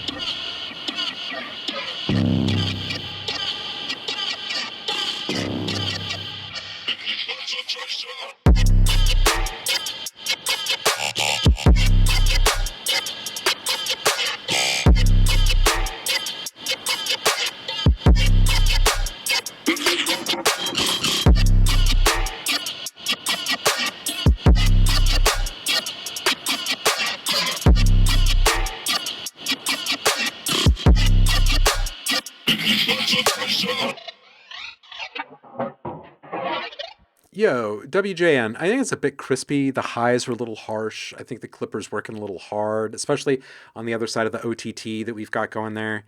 It just feels like if we were to remix this thing from scratch, keep everything in the arrangement window exactly as it is, and challenge you to just mix this again, that it's going to sound a little bit different. And like that might happen each time you do it even. It just kind of feels like each one of the individual tracks in the project can be EQ'd a little bit more tightly and uniquely, so each sound has a little bit more of a specific profile and space carved out for it, and then they'll fit a little bit more like interlocking pieces, I think. I'm not sure that you really need to push the clipping as high or as hard as you're doing here, and also make sure that you are EQing your reverb channels. It sounds like you're probably managing the lows, but some of the highs are slipping through. So make sure you include rolling off some of those high frequencies when you're EQing your reverb, just to cut down on that harshness. Because those same frequencies are already in our ear holes, and then they're hanging out there in that reverberated signal, and then they hit again. It all kind of compounds, you know what I mean? So I'd back off that just a bit. That's what I got for you. Yeah. Oh yeah. Let's do this, shall we? Let's do two things really quick. Let's take this, and this, and we'll just hit play on this. Ooh, there we go. A little background noise. All right. Next thing I'm going to do is I'm going to come over here. I'm going to kick the old machine here and see who is doing their thing. We're going to go visit someone on Twitch. Let's go raid someone. Who shall we raid today? Who's gonna get it? Who shall we go see? Thank you for hanging with me all day, you guys. We've been at it for, how long is this? 5 hours. 5 hours we've been at it. Okay, let's go see what Ari's doing. He's walking around and he's hungry on the streets of New York right now. Let's go see what he's up to. If you've never watched Ari, this is a treat. It's always fun to see what people on the street get up to with him. I will see you guys on the flip. I'll let you know what kind of streams you can expect next week in the Discord, so stay tuned. I appreciate you guys. Have a good weekend. Peace out.